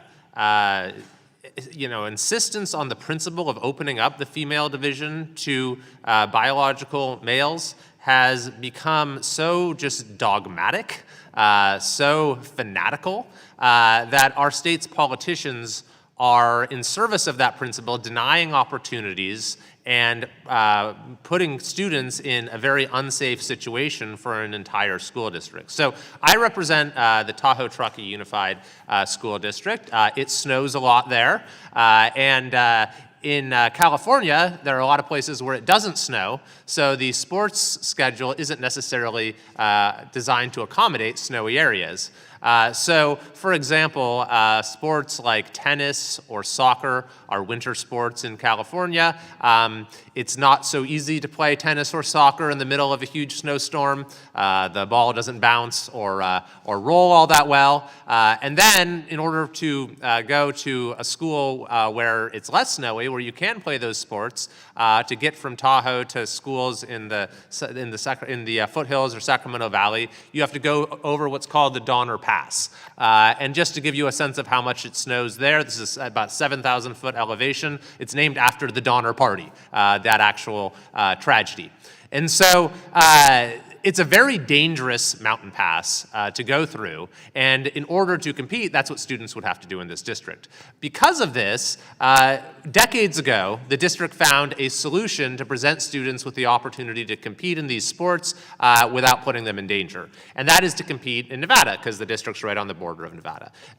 Soccer and tennis are spring sports over there, so they've competed there for decades, no problem. Until now. The California Department of Education has just issued an edict, a mandate, saying that after decades of competing in Nevada, this district is now required to come and compete in California and to go over the Donner Pass in incredibly dangerous snowy conditions. What is the reason for this? Because Nevada does not have a policy of opening up its female division to biological males. And so the California Department of Education determined, even though this has been going on for decades, that by competing in Nevada and giving students the opportunity to compete there in safe conditions, they are violating California law. And so now the entire district is being forced by mandate by the Department of Education to move into California and compete there. So I just wanted to bring this to your attention, get your reaction to it, and see if you had any thoughts for how we can help these students and families out. Well, I certainly had not heard of that situation before, but clearly I just want to be respectful of making sure that relative to Title IX, we do not have men competing in women's sports. I think the President's made that very clear. It is certainly being upheld in the law. And when we have had men competing in women's sports, we've had women injured in those sports when those competitions were held. The volleyball competition where a woman's nose, was broken. We've had, other injuries. We had a fencer who took a knee rather than compete in that competition for fear that she would be injured, by, a male opponent who was participating in that sport. So I think we have to be incredibly mindful of Title IX. I was very happy with some of the results we had, like for the University of Pennsylvania. They actually took away the medal that had been awarded to Leah Thomas to give it to the rightful competitor, and they apologized to the women who had been competed against, by a male athlete to make sure that there was a level and fair playing field, and that and we want to make sure that women aren't put in harm's way relative to these sports and their participation. So I'm sorry to hear about this issue in California. I hope that the governor or State Board of Education who's putting these rules in place would reconsider. Thank you very much. I yield back. I thank the gentleman. I now recognize the gentleman from Texas, Mr. Kassar. Mr. Chair, I'd like to enter into the record a report from the Democratic staff of the Senate Help Committee, which found that the Office of Civil Rights reached a 12-year low last year in protecting students from discrimination. It's titled, "Justice Denied, How Trump's Office of Civil Rights Reached a 12-Year Low in Protecting Students from Discrimination, Reaching Zero Resolution Agreements in 2025. Without objection, so ordered. Good morning, Secretary McMahon. We're here to talk about the budget for the Department of Education, so I'd like to ask you a couple of questions about school funding and funding in our schools. Can you tell me how much more or less it costs to give a child free lunch at a public school? Well, the Department of Education does not control, that's not part of our budget. I know, but when the USDA does that funding, it's about $4.60 for a school lunch. Do you know about how much the average school teacher makes at a public school per year? That varies across different states. It can be anywhere from 40-some thousand to 90-some thousand. That's right. Yeah, that's right. It's about $64,000 on average nationwide. So here's an easy one because it's all over the news. Can you tell us how much Congress is being asked to vote on next week for President Trump's ballroom? I don't know that answer. It's $1 billion. And you're a businesswoman, so I'm hoping you can help me do some math here. $4.60 for a school lunch, $1 billion for a ballroom. Can you tell me about how many free school lunches that $1 billion could pay for? It is my understanding on the ballroom, excuse me, and I've heard the president say this, the taxpayer dollars will not be used to build the ballroom, that they are donations from private enterprise. So, Mr. Chairman, I'll have entered into the record some Republicans, this article from NBC yesterday, some Republicans aren't sold on $1 billion price tag for Trump's ballroom project in party line GOP bill.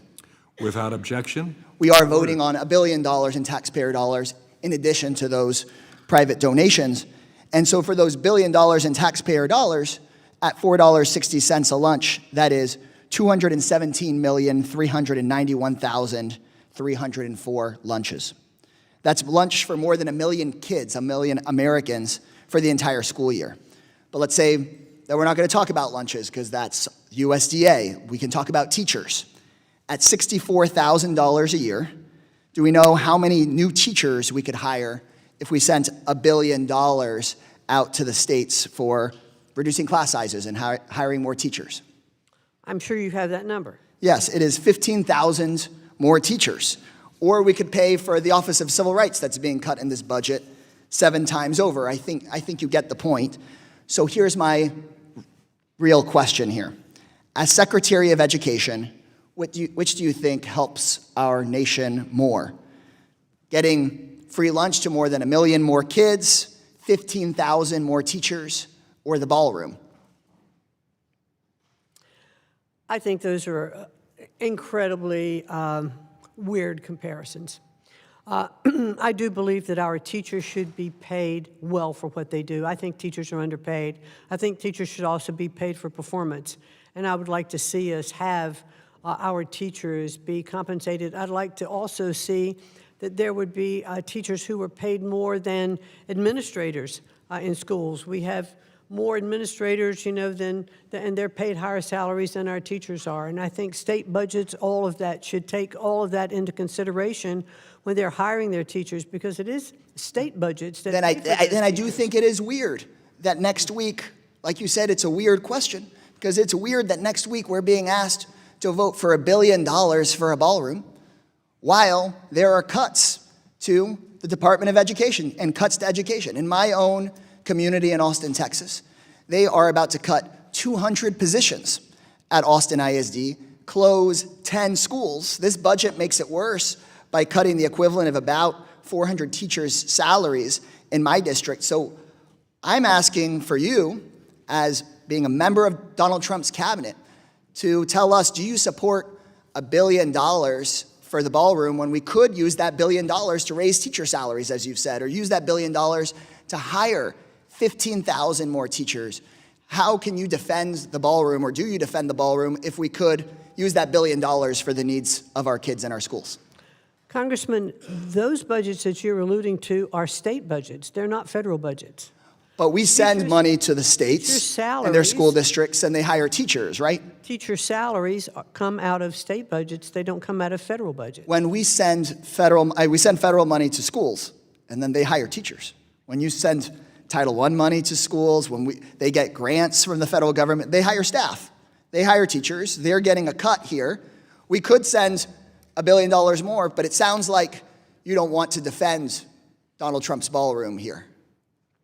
I think the ballroom has many different opportunities, and the president's alluded to them. I think we saw one just recently when there was an attempted assassination on the president's life in a ballroom that was not secure. Right, and of course that was horrific and unacceptable.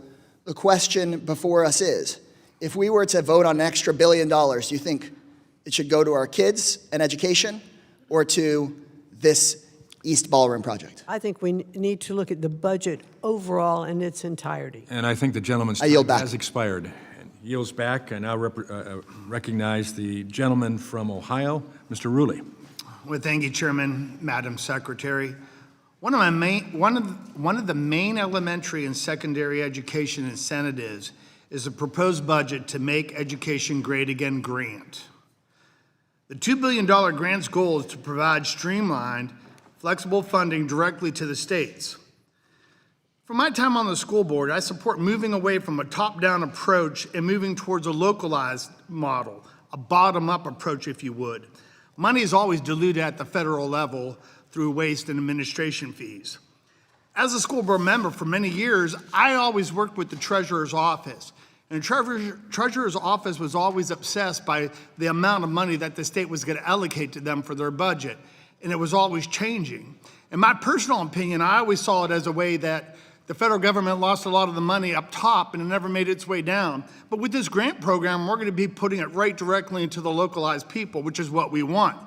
So my first question to you today, Madam Secretary, can you tell me why this grant is such a big impact on local schools?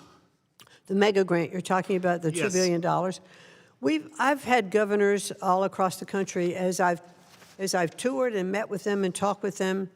They have asked for programs to have more of a block grant, which this will be looking at, because they know where and how to spend the money. They know what programs are needed in their state. And they have asked, for the ability to process and to spend that money where they want to spend it without all of the red tape and the strings attached to it that come with so many of our grant programs. And so we've heard governors loud and clear. I think this is a much more efficient way of the grant funding. And by the way, it doesn't affect any of the Title I-A programs or the IDA money, because all of that is formulaic and that is in law. So none of that is affected. This is the grant programs that would be going to the states. Are you hopeful to see really good outcomes coming in with perhaps test scores or something by us doing this? Well, I would hope that, yes. Well, it would certainly be our goal that governors would know what programs that they need to institute. And again, we are saying that we want 50% of these programs reserved for 25% going for literacy programs, another 25% going for numeracy programs. We failed our kids. They can't read and they cannot do math at the proficient levels. And so by putting this reservation, we don't control curriculum. We're not saying to governors, you got to put in this program, you've got to put in that program, but we are saying 25% has to go to numeracy and 25% must go to literacy programs. Thank you for that answer, Madam Secretary.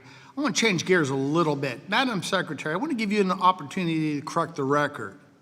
I have a colleague that asked a graduate-level nursing program of the Secretary's former college, Sacred Heart University. My colleague said the total cost of this program is $80,000, stating that this was way above the limit. Is this true, or do you have any comments on that? Well, I don't, when I've looked at it and thought about that for a second, I don't believe any of the nursing programs at Sacred Heart University and the graduate program are impacted by this. I really appreciate all your hard work, Madam Secretary. With that, I yield my time back to the chair. I thank the gentleman for his efficiency. Now I recognize the gentleman from New York, Mr. Mannion. Thank you, Mr. Chair. Thank you, Secretary McMahon, for being here today, and I appreciate the opportunity to speak with you earlier this week and you making the time both then and today. As you know, and as we discussed, I have concerns about the department's budget request, as well as many of the developments that have happened within the Department of Education and a shift away from it. We were just talking about literacy, which is something that I'm very passionate about, and I think everybody in this room is. I spent nearly 30 years in a classroom, and I'm married to an elementary school teacher who's what I would consider, and others do, an expert in reading and literacy intervention. So one of the things that I am concerned about are the proposed cuts to various programs that serve students in low-income and high-poverty schools. While I do acknowledge and appreciate that the budget maintains funding for Title I, there are other components that I'm afraid will be harmful. For example, one proposal is to eliminate the full-service community schools program, which funds comprehensive academic, social, and health services for children and families in high-poverty schools. I have visited some of these community schools and seen the programs that exist, and they don't just exist in urban settings. Poverty is not exclusive to urban settings. In fact, as one of my colleagues over here referenced, Harriet Tubman, who spent the last 55 years of her life in my district, the district office for the school district is named after her, and many people have difficulty accessing health care and kids accessing mental health care. And our schools, especially our community schools, serve as one of the hubs of that location, sometimes the only access that individuals have. In addition, you propose to consolidate 21st Century Community Learning Centers program, which funds before and after school programs. And this and my last statement really have to do with the literacy piece.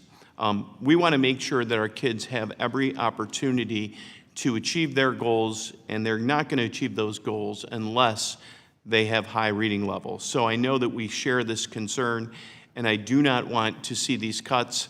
We want to make sure that they're in settings during school, before school, after school, with trained professionals that can help them achieve their literacy goals, and the only way that that is going to happen is if they're well funded.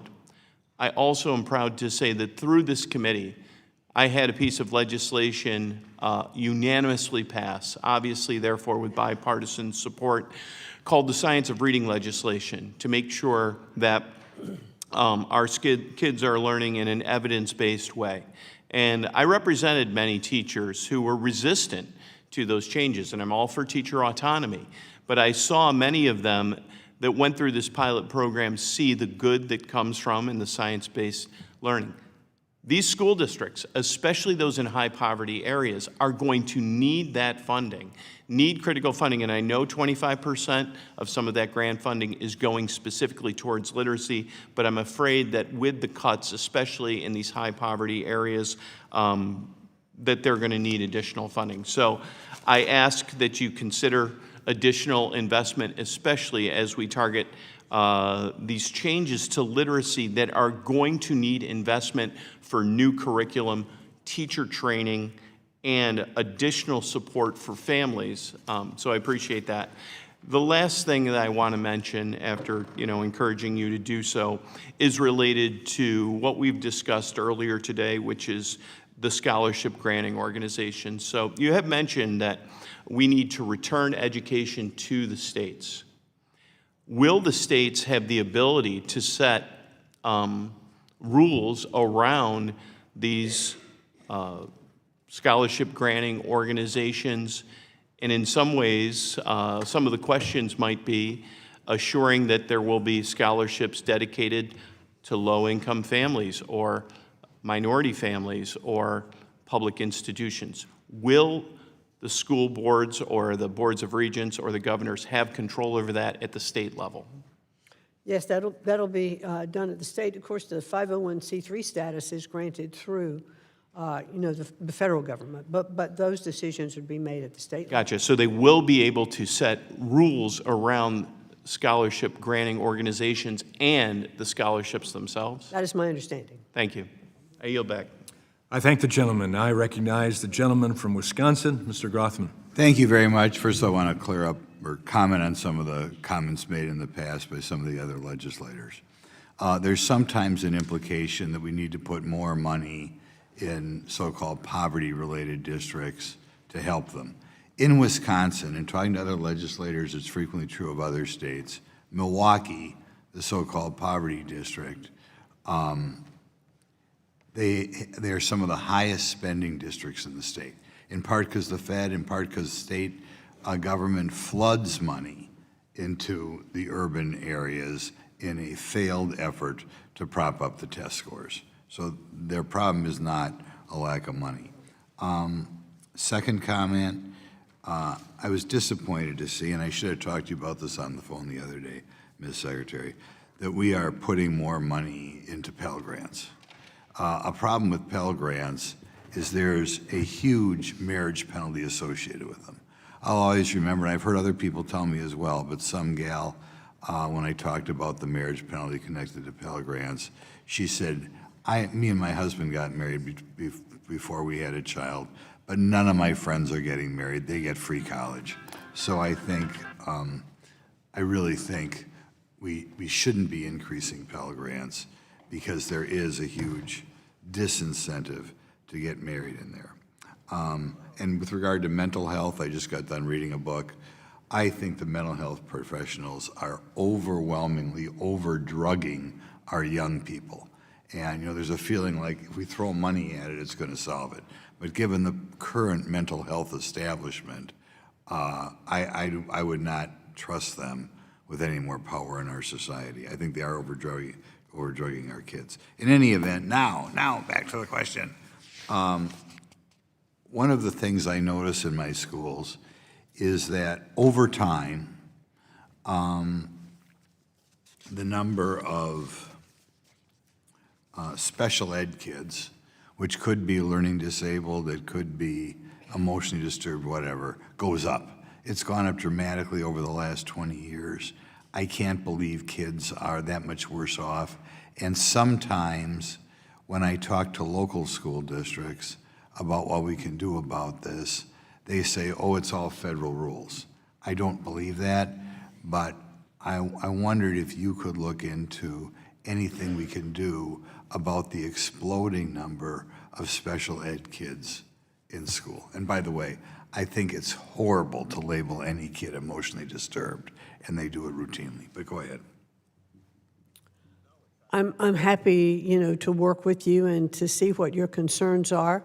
You know, we pretty much, I have now visited, I think with about 20-some groups that have real concerns about IDEA, about, you know, kids with, you know, disabilities that do need special attention. I've been in those classes, you know, but parents really are the ones who primarily decide that their child needs, you know, has disabilities or special needs other than severely physical. And so they work with teachers, you know, in their states. And this is not a federal, the federal government doesn't go in and say, this child is disabled. That's decided, you know, at the state level. As I understand it, the rules on determining who is disabled and who is not are developed by the Department of Education. And insofar as we have more kids in special education, therefore, in part, the local governments would argue, we don't have a choice. It's the federal government who's making us label these people. And just so you understand, that's where my concern. Right. So there are, I think there are 13 categories, you know, for disabilities that are decided at the Department of Education. So those are the ones that are in place. Okay. My next question is with regard to Ability One jobs, jobs for people who've been born with certain disabilities, spina bifida, Down syndrome, that sort of thing. And the Biden administration, I think, tried to take away opportunities from these folks. A lot of times those opportunities mean paying sub-minimum wage jobs, but it's so important for these people to be like their brothers and sisters and going to work every day and getting the sense of accomplishment that comes with getting a paycheck. The Biden administration was hostile to these programs, and I wondered if you can comment on them or if you have an opinion as to whether or not we should be allowing, say, 18-year-olds when it's sometimes obvious. Gentleman's time you're has not gonna make expired. $7, whether or not we could So the answer make needs sure to we be stay given in the quick. programs. Well, I do think we can have that coordinated effort, you know, of those with disabilities working with those who are not disabled to help that program and that process along. Well, I'm not sure that's what I was looking for, but okay. Gentleman's time has expired. Pursuant to the previous order, the chair declares the committee in recess, subject to the call of the chair. We plan to reconvene promptly, please, in 5 minutes. Thank you. The committee now stands in recess.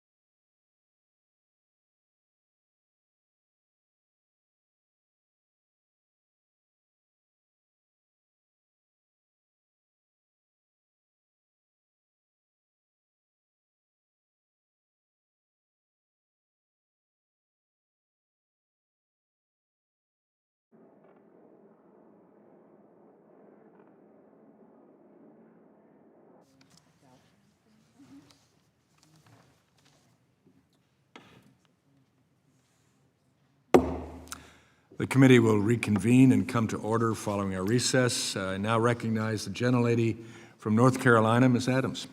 Thank you, Mr. Chairman, and thank you, Secretary McMahon, for being here. Good to see you again. Had to run out, but I'm glad I'm able to get back and ask you a few questions. I do want to ask about the department's backlog of public service loan forgiveness buyback applications.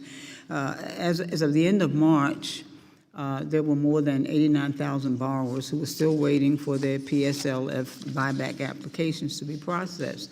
According to reports, some borrowers have been waiting now for more than a year just to receive a determination from the department.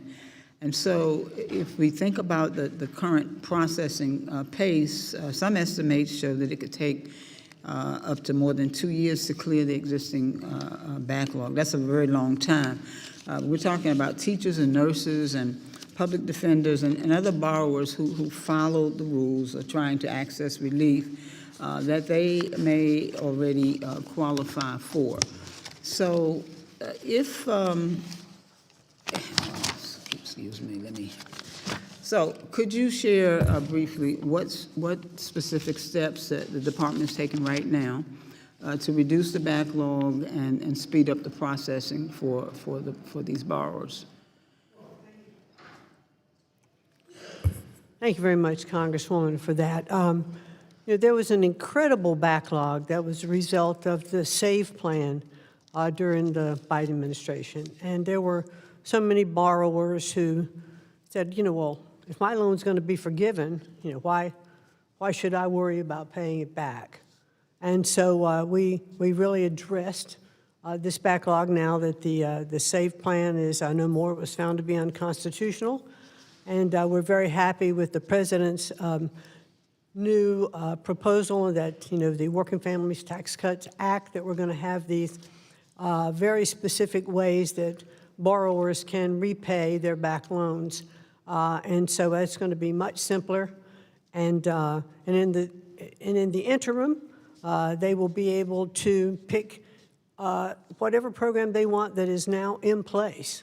Okay. They can sign up for those programs, or they can go immediately into the new RAP program or the standard payback program. And that's going to really clean this up, and it's going to be much more effective and efficient. Okay, thank you. Right now, one of the only reasons that the public even knows the size of the backlog is because the department agreed to release the data through ongoing litigation brought by the American Federation of Teachers, and so that reporting is expected to end soon. Well, this information is important not just for borrowers, but for Congress and for public accountability, so thank you for your question. So today, I'm asking a question: will you commit to continuing regular public reporting on the PSLF backlog processing programs through the Federal Student Aid Data Center website? Because you all are using your website to report that. Certainly. Right? Okay, great. So thank you, and we're going to follow up on that. But so I also want to briefly touch on educator preparation and HBCUs. I'm an HBCU graduate twice. I taught 40 years on the campus of Bennett College. But the President's fiscal 2027 budget eliminates funding for the Augustus F. Hawkins Centers of Excellence, which supports teacher preparation programs at HBCUs and minority-serving institutions during a national teacher shortage.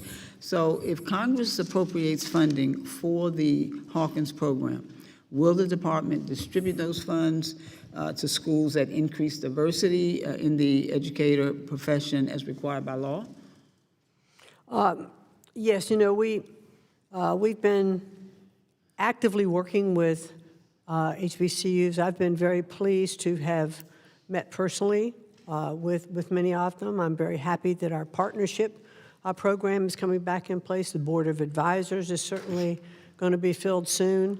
And I'm very pleased of the working relationship we have with HBCUs. And I feel really good about continuing to build that relationship. Okay, so that's a yes on the Hawkins? Excuse me? Is that a yes on the? We will certainly fund those programs that are that are Okay, passed. very good. Let me ask you real quick. I just introduced, today actually, the bipartisan Ignite HBCU Excellence Act to address deferred maintenance and infrastructure challenges, because infrastructure affects whether institutions can compete for research grants, to recruit faculty, to prepare students for today's workforce. And so I hope that the department will continue, and we appreciate all the work that you've done, will continue to work with us in Congress and with our institutions to better understand and address their longstanding needs. Appreciate that very much. Thank you very much, and Mr. Chairman, I yield back. I thank the gentlelady. I now recognize the gentleman from Guam, Mr. Moylan. Thank you, Mr. Chairman. Madam Secretary, good conversation with you yesterday. Thank you for that call. And I understand the administration has laid out your vision that education decisions should return to the states and territories and local communities. So I agree with this. In theory, it makes sense as long as those systems function effectively. But some jurisdictions, like Guam and the territory, we see far too often serious concerns about performance, infrastructure, and system management. So just wondering or thinking about, has the department taken measures or responsibilities to ensure that these jurisdictions are actually prepared for greater autonomy? And if the local systems continue failing students, is there a point the department believes stronger federal intervention or oversight becomes necessary? That is, thank you for that. And it is, something that we talked about yesterday. I know that one of the things that you talked about also was, workforce shortages, in Guam, and how could we address making sure we had more skilled labor, to fill jobs. And it was a good discussion that we had relative to the programs that the Department of Education, was putting in place, through Workforce Pell, as we've talked about earlier. And we want to make sure that we can get people into the workforce, in Guam to help raise, that level in the economy. Thank you. And also with the president's focus on the federal dollars to prevent any waste or fraud and abuse, how can we assure that the federal government still has some oversight on this funding that's going directly to the states and territories? Well, in our mega grants, one of the things that I've said is that we're looking to have, 25% towards literacy and 25% towards math, and we'll continue to have, that oversight for that money that is going in. Okay, good to hear. And I'm glad to hear you're going through so many states as you travel and listen to the governors too. And I think it'd be great if you can come to Guam. I'd love to come to Guam. There you go. Okay. Looking forward to that. And you can see how we're doing as well as we move forward with these initiatives. I thank you for that. And also, my constituents has concerns and uncertainty surrounding the potential of the closure of U.S. Department of Education. And they come to me asking about how programs might operate and who will receive the fundings and who will administer it. And through the department interagency agreements, the IAAs, the administration has been simplified on how these programs are run. So could you elaborate for my constituents how these IAAs function in practice and what it means for educators and schools? Well, thank you. And it's one of the things that you and I talked about yesterday. For instance, the first IAA that we have signed and implemented, was with the Department of Labor. And, the funding is still with, the Department of Education. We're co-administering this program. And we've been very pleased with the success that we've had so far. We have actually gone ahead and sent grants out for 3,000 different programs over 57 states for about $1 billion. And so that process has been seamless. So those who are receiving those grants wouldn't really know if that's coming from the Department of Education or coming through the Department of Labor system. So the goal, and to reassure your constituent, is that the programs and processes that are in place will continue to serve those constituents, without interruption, and that's the proof of concept that I'm envisioning with the other IAA agreements to make sure that your constituents and taxpayers don't see issues, with these programs as they are being continued to be fulfilled. Thank you, Madam Secretary. I'm looking forward to your visit in Guam. Be happy to escort you around the islands to visit our different schools especially. Yeah. Thank you so much. Mr. Chair, yield. I thank the gentleman. Now I recognize the gentlelady from the beautiful state of Michigan. Thank you, Mr. Chair. I'd like to enter into the record a letter from the Association for Career and Technical Education and Advanced CTE expressing their concern that the integrity of career and technical education is threatened by its move to the Department of Labor. Without objection, so ordered. Thank you.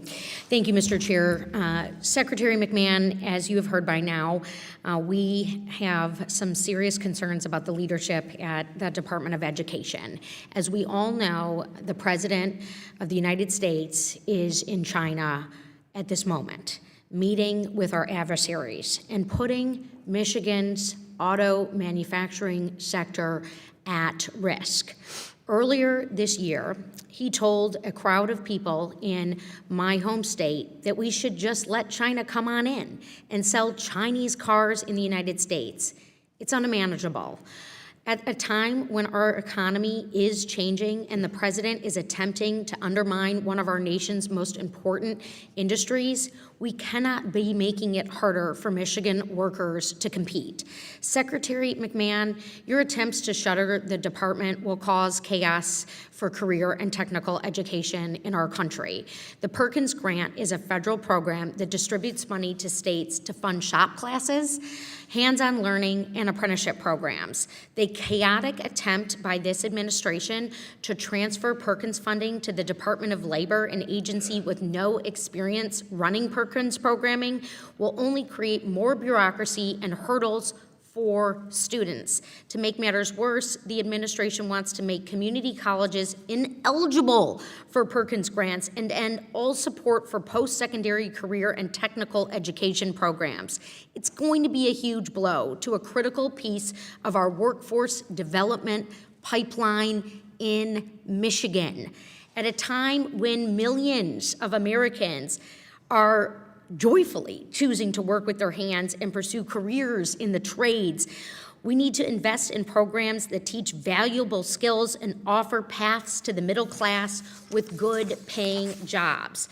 Madam Secretary, can you explain how eliminating federal support for Perkins career and technical education funding at community colleges helps better prepare students in my home state of Michigan for successful careers?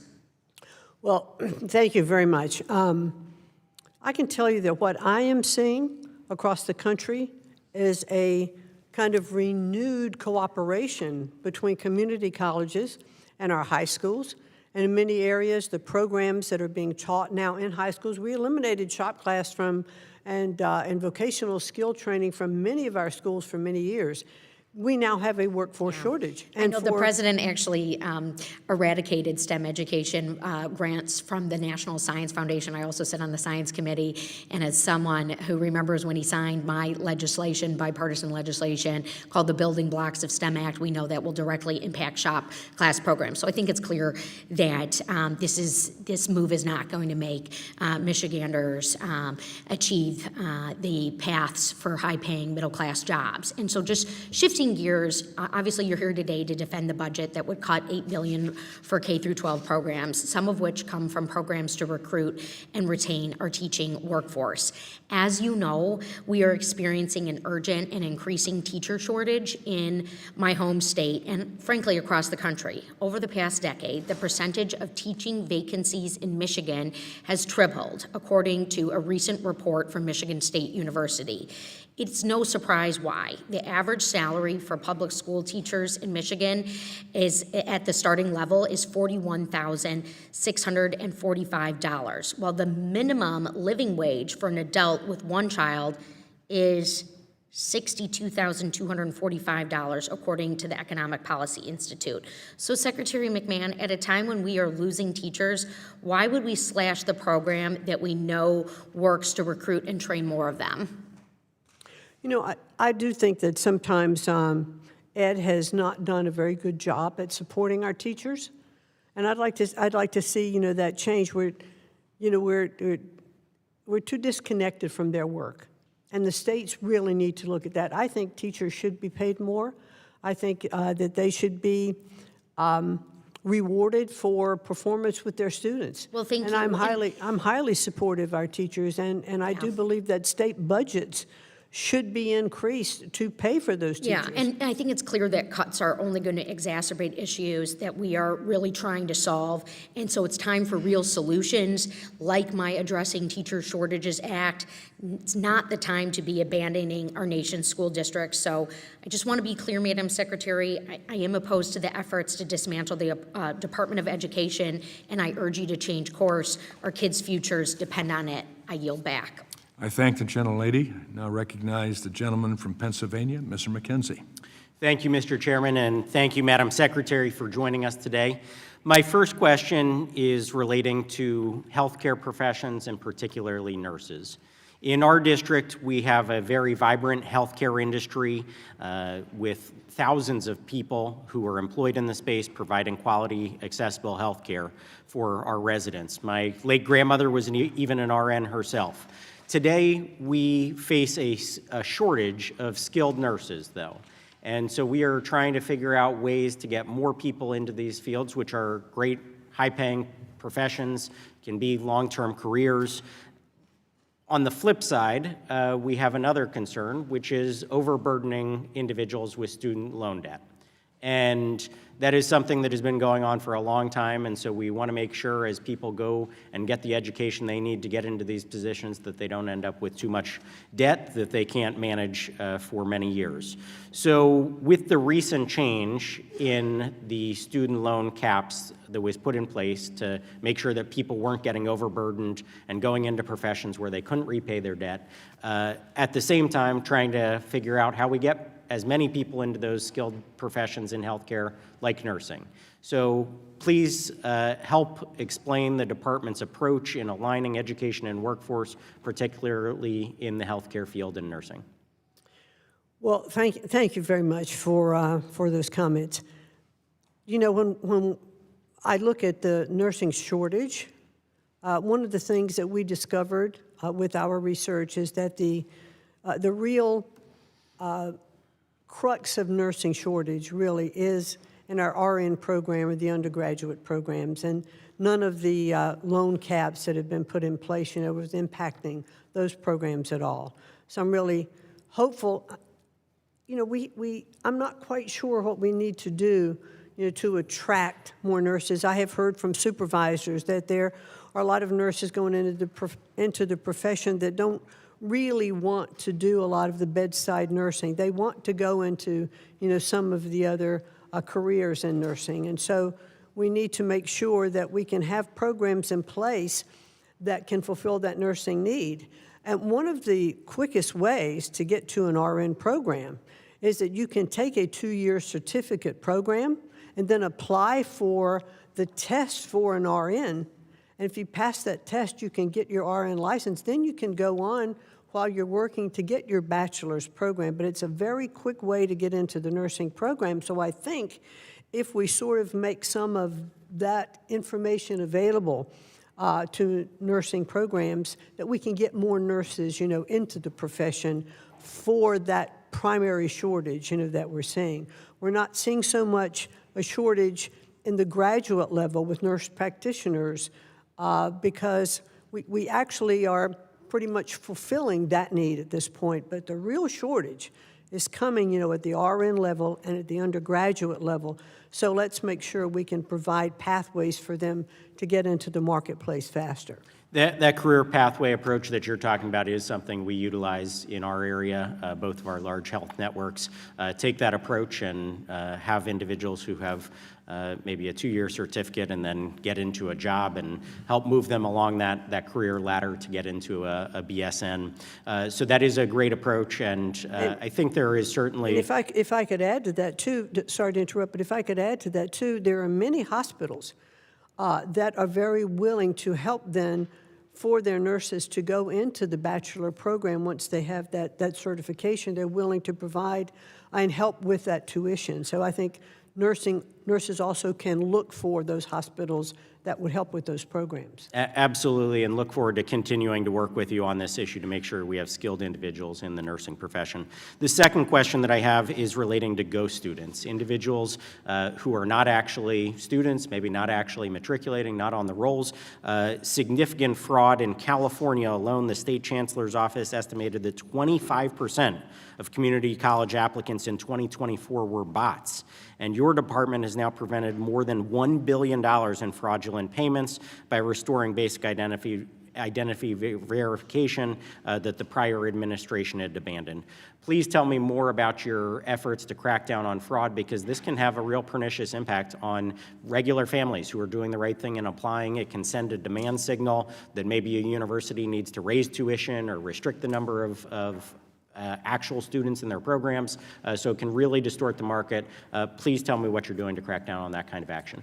Well, just to reiterate, we, through our FAFSA program, we have really started to be able to identify fraudulent applications that are coming through the verification process with photo IDs, with using our technology and AI programs to see flags that have come up. And I mentioned earlier about, where IP addresses are relative to physical addresses, and just things are not making sense that we then go back in and look at to verify with student ID showing an actual ID. And we actually found that there was 3 particular applications that had the same student ID photo on them. So we are rooting out more and more of those fraudulent applications, and our FAFSA program has really been tightened so that bots aren't getting, ghost students are being identified, and we are saving taxpayers money. Thank you. Thank The you, and gentleman's with that, I time has yield back. expired. I now recognize... Excuse me, Mr. Chair, would like to submit something for the record. Pardon? I would like to submit something for the record. Well, I haven't recognized you yet. That's why I'm asking to submit something for the record. Well, let me recognize you, and then you can submit something for the record. Thank you, sir. I now recognize the gentlelady from Pennsylvania, Ms. Lee. Yes, but I would like to submit something for the record that is not against my time. Okay. I would like to enter to the record a report from the GAO, which found that lack of department oversight has led to student loan services no longer being monitored for call quality or accuracy from the GAO. Without objection, so ordered. Thank you, sir. Thank you, Mr. Chair and Secretary McMahon. It's been almost a year since you were last before our committee. At that time, you could not tell me if you considered lesson plans on the Tulsa race massacre or a book by Ruby Bridges to be a so-called illegal DEI. I'd like to very quickly revisit that, because you did say that you would look into those topics. Have you done so? Yes, I have. Could you please tell us what you have gleaned from that? Particular programs on their face are not the issue. It is how those programs are treated. And so if we were looking at both of those incidents, that you raised. Yes, ma'am. And you just asked me, were these things that should or should not be taught? I would say they should be taught. They should be taught truthfully in their entirety. Thank you so much. I appreciate that. So has that knowledge changed your outlook or your approach on education policy? I believe that I think history should be taught, and should be taught accurately and truthfully. Yes, ma'am. I thank you for that. You, of all people, should have a stake in learning about segregation and educational inequity in this country, and I appreciate you taking that brief time, because you are leading the federal agency that was created to help right these historic and systemic injustices. I do, however, have a concern, because this administration has still made it abundantly clear that it is more interested in reviving these injustices and restoring them to the status quo. As part of your crusade to illegally dismantle the Department of Education, your fiscal year 27 budget proposal consolidates 17 programs into a single reduced block grant. States will be left to decide which students' needs they're going to meet, and they'll have $4.6 billion fewer to meet those needs. Pennsylvania stands to lose about $265 million with your budget, including $39 million due to the consolidated block grants. My district will lose $13 million, including about $2 million from the block grant. My concern is that you're here celebrating this, that our country will be meeting fewer children's needs. This block grant consolidates programs that support children experiencing homelessness, students in or returning from carceral facilities, or programs that promote school desegregation. Your agency is counting on the fact that states won't administer programs for all of these students because they'll no longer have the financial incentive or financial means to do so. We already know what happens when we leave desegregation up to the states. This block grant proposal is as much about state rights as desegregation and segregation was. After Brown v. Board, many states only stopped resisting desegregation when Congress passed the Civil Rights Act of '64 and then the Elementary and Secondary Education Acts of '65. We needed federal education policies and programs because those states could not be trusted to not be racist. And this isn't a relic of the past. School segregation is still rampant. And as we speak, states are jumping at the restored opportunity to disenfranchise millions of black voters in southern states. Secretary McMahon, how do you think we are going to move forward as a nation if we leave the education of black children, for instance, solely up to states that are currently disenfranchising them or inequitably funding their schools? Well, thank you very much for your comments, and I can certainly appreciate your passion for what you were talking about. The Department of Education is a pass-through of funding. We don't control curriculum in the state. Certainly, We don't but you hire do teachers. control the We do enforcement not. mechanisms, such as the Office of Civil Rights, where we have seen very little enforcement there. You control staffing, which then trickle down, of course, to policies, but also those larger funding streams that make it or don't make it to states dictate whether a state is able to implement programs that help or protect students based on disability or race or religion, et cetera.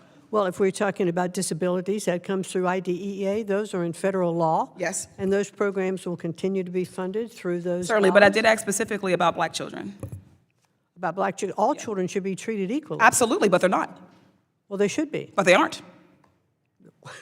Well, governors in states and superintendents need to look at the laws in their particular states that are relative to their states. These programs. What do you believe is the federal role in ensuring that states are not able to, whether it be discriminate or disproportionately punish students based on race or disability, or implement programs that were previously funded by the federal level and no longer will be because of the consolidated block grants? Well, I'm not sure your framing is correct. Yes. The reasoning for the consolidated block grants is so that governors and state superintendents of schools can look at where money needs to be spent in their states so that they can utilize that money in the But best as I way. demonstrated with Pennsylvania, the state, my Commonwealth will have fewer dollars to implement any programs. Well, there is less funding. However, there will also be less regulation. There will Yes, be and that less regulation red was tape. You needed to won't have protect hire as many students, people to run grant particularly children with programs, disability, and all of from those voucher things. programs that prioritize schools that aren't accountable to IDEA. It has protected immigrant students from states that overturn their legal right to a public education. It's protected Muslim and Jewish students in states where they would otherwise require that public schools display a Protestant version of the Ten Commandments, and so on. It is important that we have federal programs, federal oversight, and federal regulations to ensure that states are implementing Gentlelady's appropriate education. time has expired. Thank you. I yield back. But just one comment. We are not changing civil rights law. That will continue to stay in place and exist. I now recognize the gentleman from Missouri, Mr. Under. Well, thank you, Mr. Chairman. And Secretary McMahon, thank you for coming before the committee today. I had remarks on other subjects, but I just can't help but to comment briefly on my colleague's comment that today's schools are quote, segregated. And, you know, I would tend to agree with that. I would agree with that because just as Democrats were responsible for segregation a couple of generations ago, Democrats, not Republicans, Democrats opposed civil rights legislation, not Republicans. Democrats, for that matter, opposed anti-lynching laws, not Republicans. Today, Democrats and their teacher union allies are opposed to giving poor children, and yes, poor black children, poor Hispanic children, opportunity to achieve a good education. So Democrats and their teacher union allies oppose education savings account, charter schools, open enrollment. They even when they're in an appropriate political climate, even oppose homeschooling. So it's really rich to hear a Democrat somehow accuse you and me, my colleagues, of somehow being responsible for the segregation today of poor minority children into failing schools when they insist on maintaining the public school monopoly that has generated that failure. But Secretary, I'd like to commend your work along those lines of holding radical teacher unions accountable. You recently reminded teachers across the country that the 2018 Supreme Court of Janus v. AFSCME made clear that teachers are not required to join or pay a union as a condition of employment.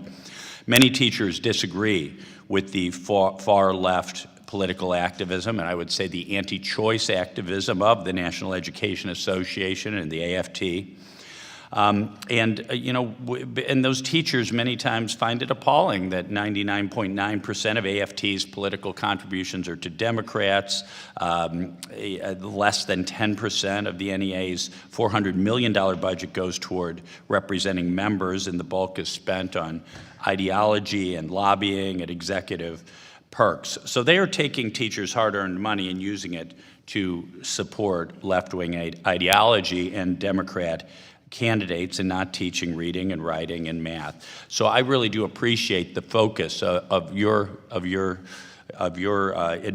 this administration and your leadership on teaching kids what they really need to know. I'd likewise like to commend you on enforcing the Trump administration's 2020 Title IX rule. Our kids are becoming safer. The Biden administration's attempt to rewrite Title IX to include gender identity did not strengthen civil rights. In fact, it undermined the very sex-based protections for girls and for young women that Title IX was intended to promote. But on a completely different topic, I'd like to ask you a question. Many medical students are obtaining student loans in the private market. Federal loans don't always make up the entire cost of their education. I think it's important that they have guidance to help them know which private lenders are trustworthy. Does the department have a plan to work with the Treasury Department to develop and publish lists of trusted private lenders to help students select the right private lenders for their needs? Those kinds of lists are already being produced, and so they'll continue to be looked at and provided. Wonderful. Yeah, maybe your staff could point us in that direction, because I've had a number of groups representing especially primary care physicians, because it's no secret, of course, that medical education between undergrad and college and then expenses during residency can be very expensive, and primary care doctors are many times are at the low end of that physician salary range, so they're very interested in these issues. Given and I'm running out of time, so I probably don't have time for this, but I'm going to mention this. Given your role as a former SBA administrator, I think there could be a role for the SBA to play in helping medical trainees transition to private practice, to small businesses known as medical practices, because I really think that independent private practices many times are the lowest cost and the best place for patients to receive care. So I just wanted to make that comment. Thank you. Thank you.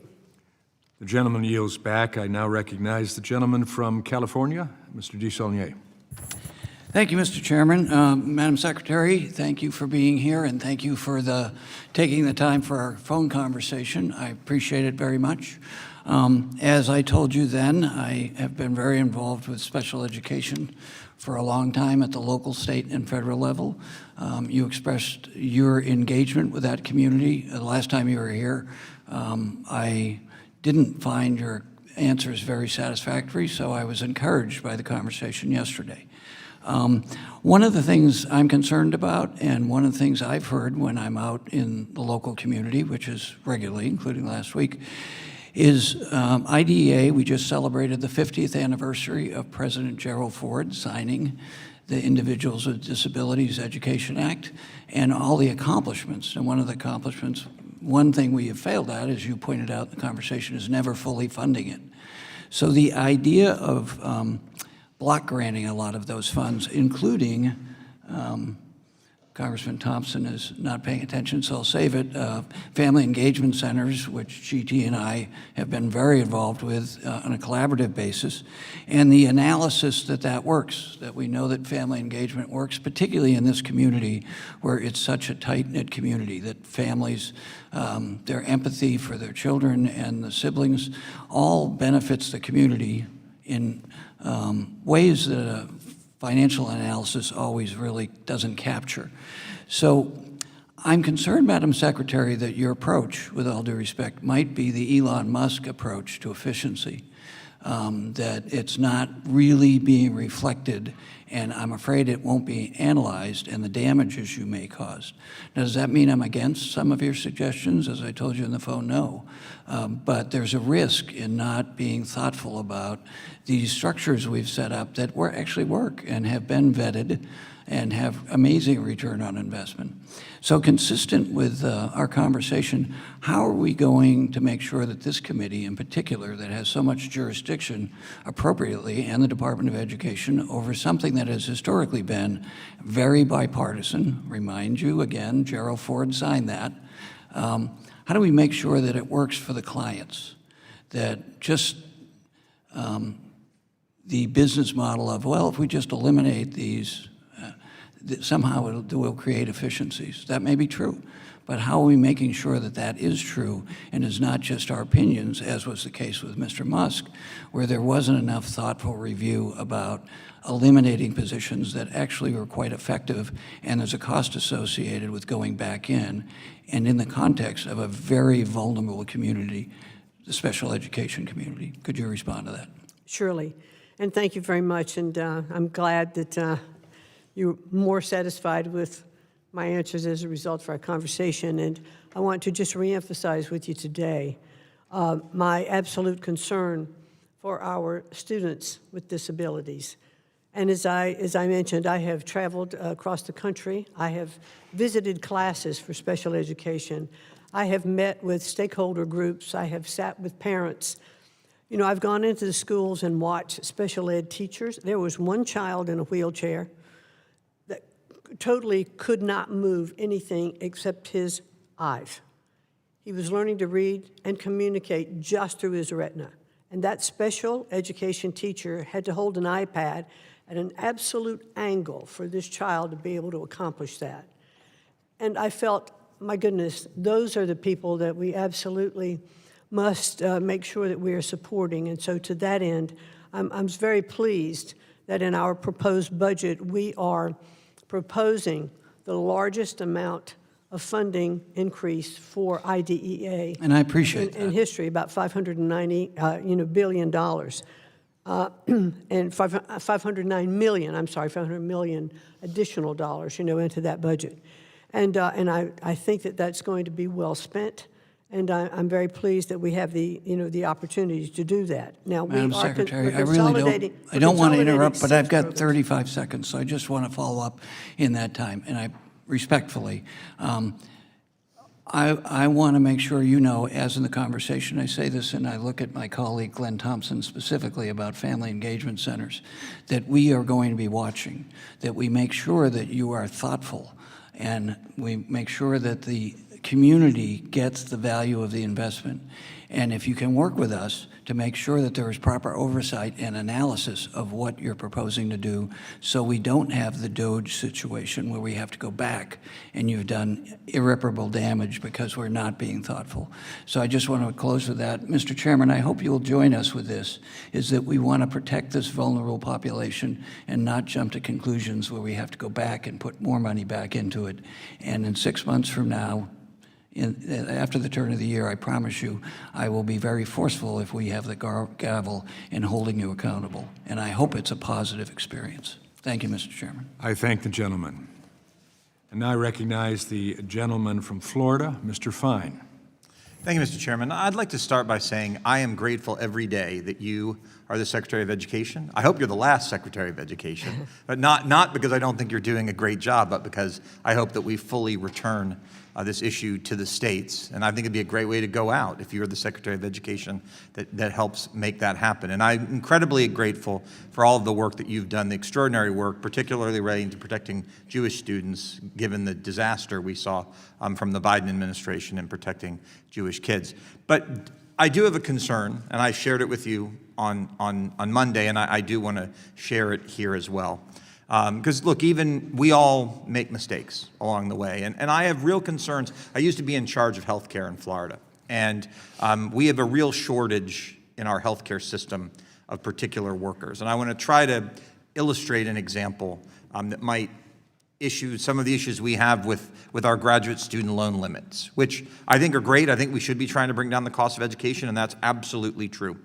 But I want to ask sort of a series of questions. I don't think that we have a shortage of attorneys in the world. I think we have too many. Sorry to those of you who are lawyers. But I do think we have a shortage of people who work in the healthcare field. Is that something that you generally agree with me on? Yeah, some of the stats have clearly indicate that. So I want to focus on one thing. So in the rules that we've put out as a result of legislation, and this was a decision of the department, we've said that lawyers, people who are going to become lawyers, can borrow up to $200,000 to get their law degree at $50,000 a year. But a different group, which I'm going to focus on as just one example, CRNA, these are certified registered nurse anesthetists. For those of us who don't do this every day, this may be the person who's actually putting you under anesthesia, because a lot of times there's a doctor that's not there. Those folks getting their graduate degrees, they're not considered professional for some reason. They're considered graduate programs. The most that they can get is $100,000 in debt. And even worse than that, whereas in the professional program, the limits are 25%, $50,000 to $200,000, they're actually 40% in the graduate programs, $20,000 versus $100,000. Nurse anesthetists make more money than the average attorney.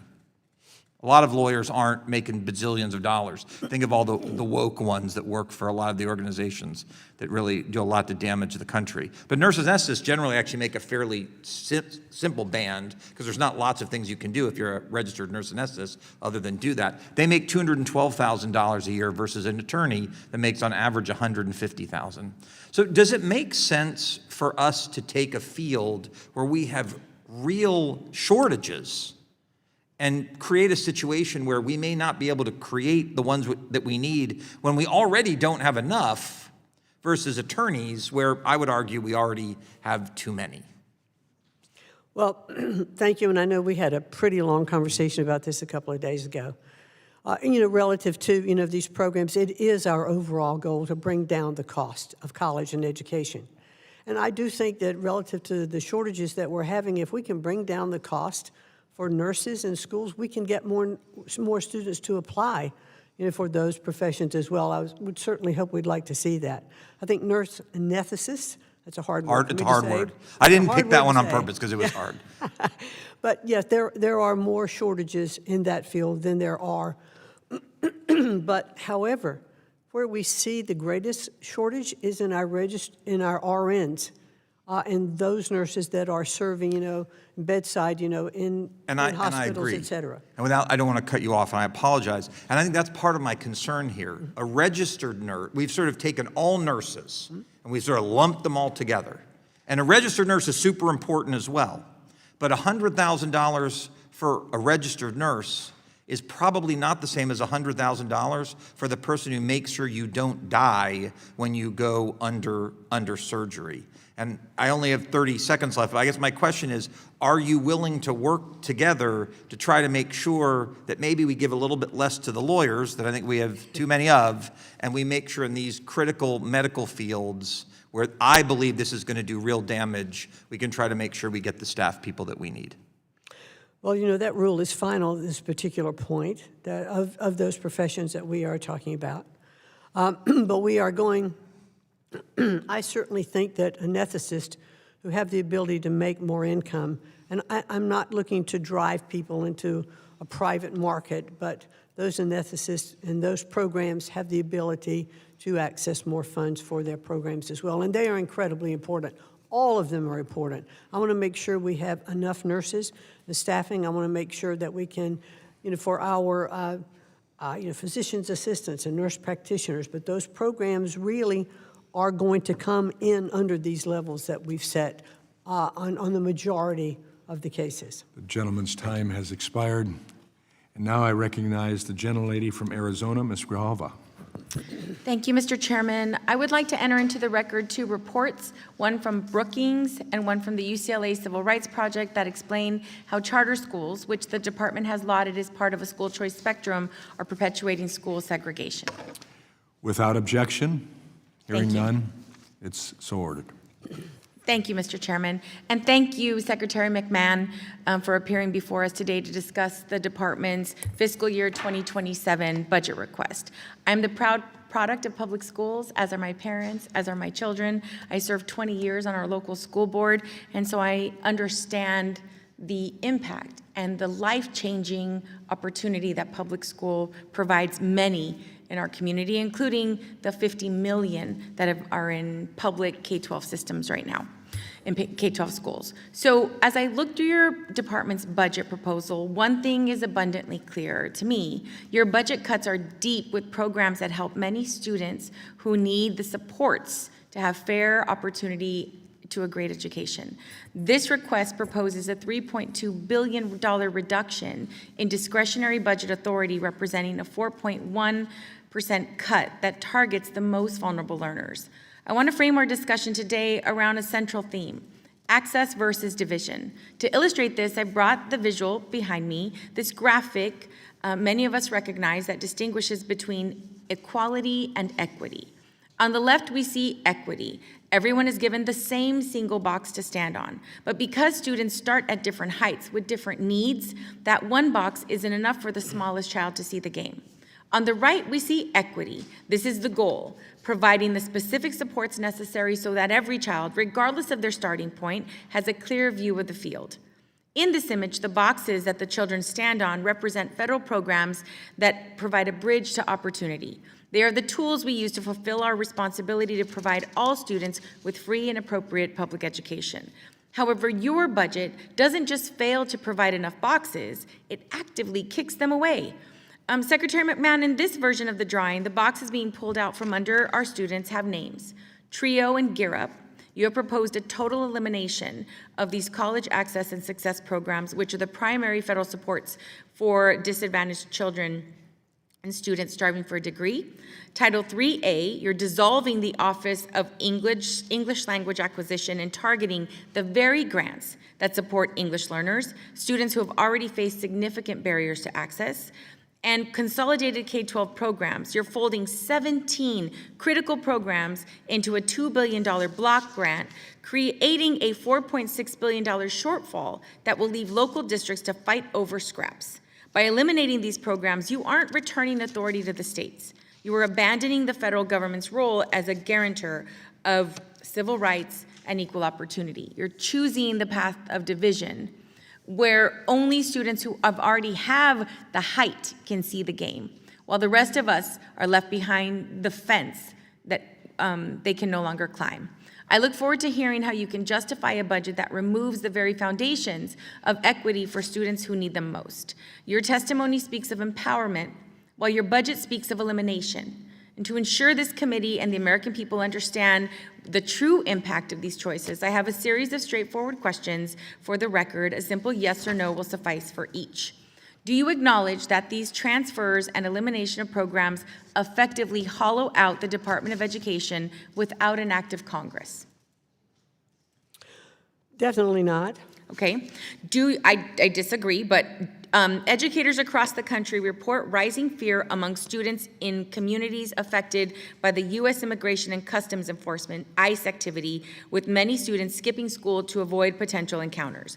Will you commit to supporting the reinstatement of DHS sensitive locations guidance that was in place during the first Trump administration?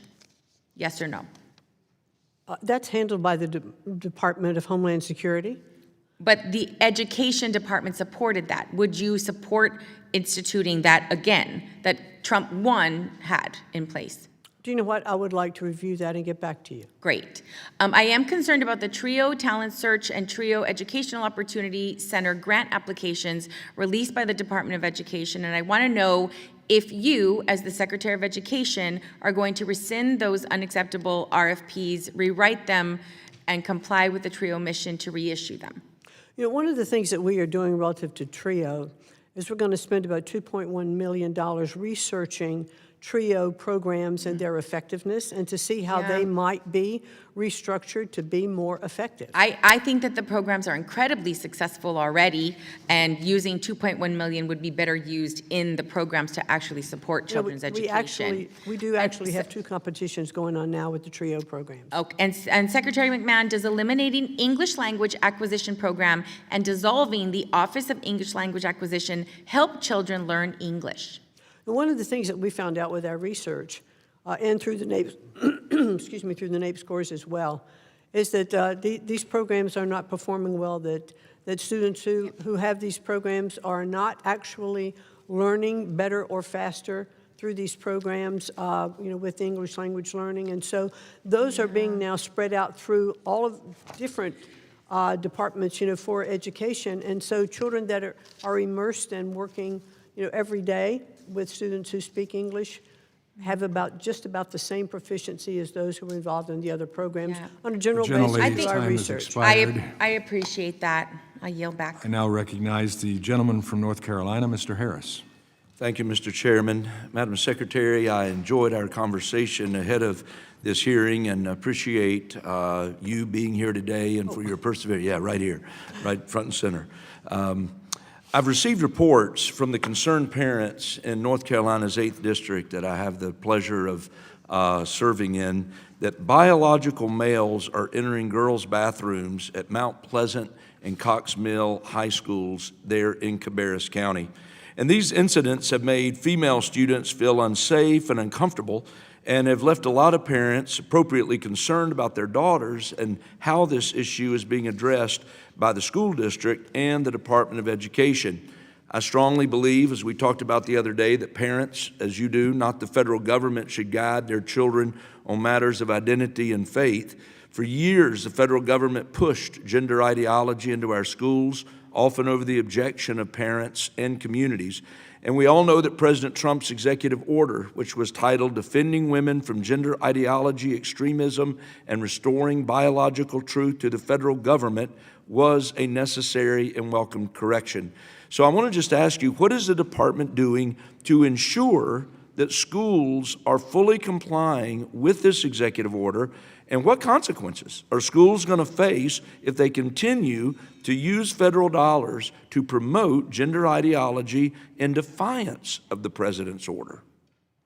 Well, thank you very much, Congressman Harris, for your comments. Given the example that you've just, talked about, that there are parents in your district who have said that there are now boys in the girls' bathrooms, and I think you told me over the phone that they're even sometimes taking videos where they're in the bathrooms. I just wonder if those who are sitting here today and parents, around are listening to this and going, have we lost all common sense? I mean, this is just simply, to me, a matter of common sense. But however, given that, we do have Title IX in place. And if there are these instances where there are Title IX violations, they should then be reported to our Office of Civil Rights so that we could investigate them. Thank you. And so, just in short, when parents are made aware of incidents like the ones occurring at Mount Pleasant and Cox Mill High School, what is their best route? Would you tell them? What should they do to correct that issue and even bring it to the department's attention? Because obviously they've looked to me as their congressman to say, hey, and we've talked about this at the school board level, and when the school board is not responding, what can we do to make sure there is enforcement of the president's executive order here? Well, certainly I do think that the best approach is to report it to the Office of Civil Rights. we do the investigating, and then, if we find them to be in fault, then there are other measures that can be taken, and so that, I think, is the best way to proceed. Great. I do want to follow up on your efforts in the Office of Civil Rights.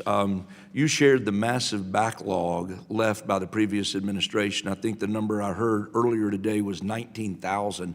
And I think that's a very important context.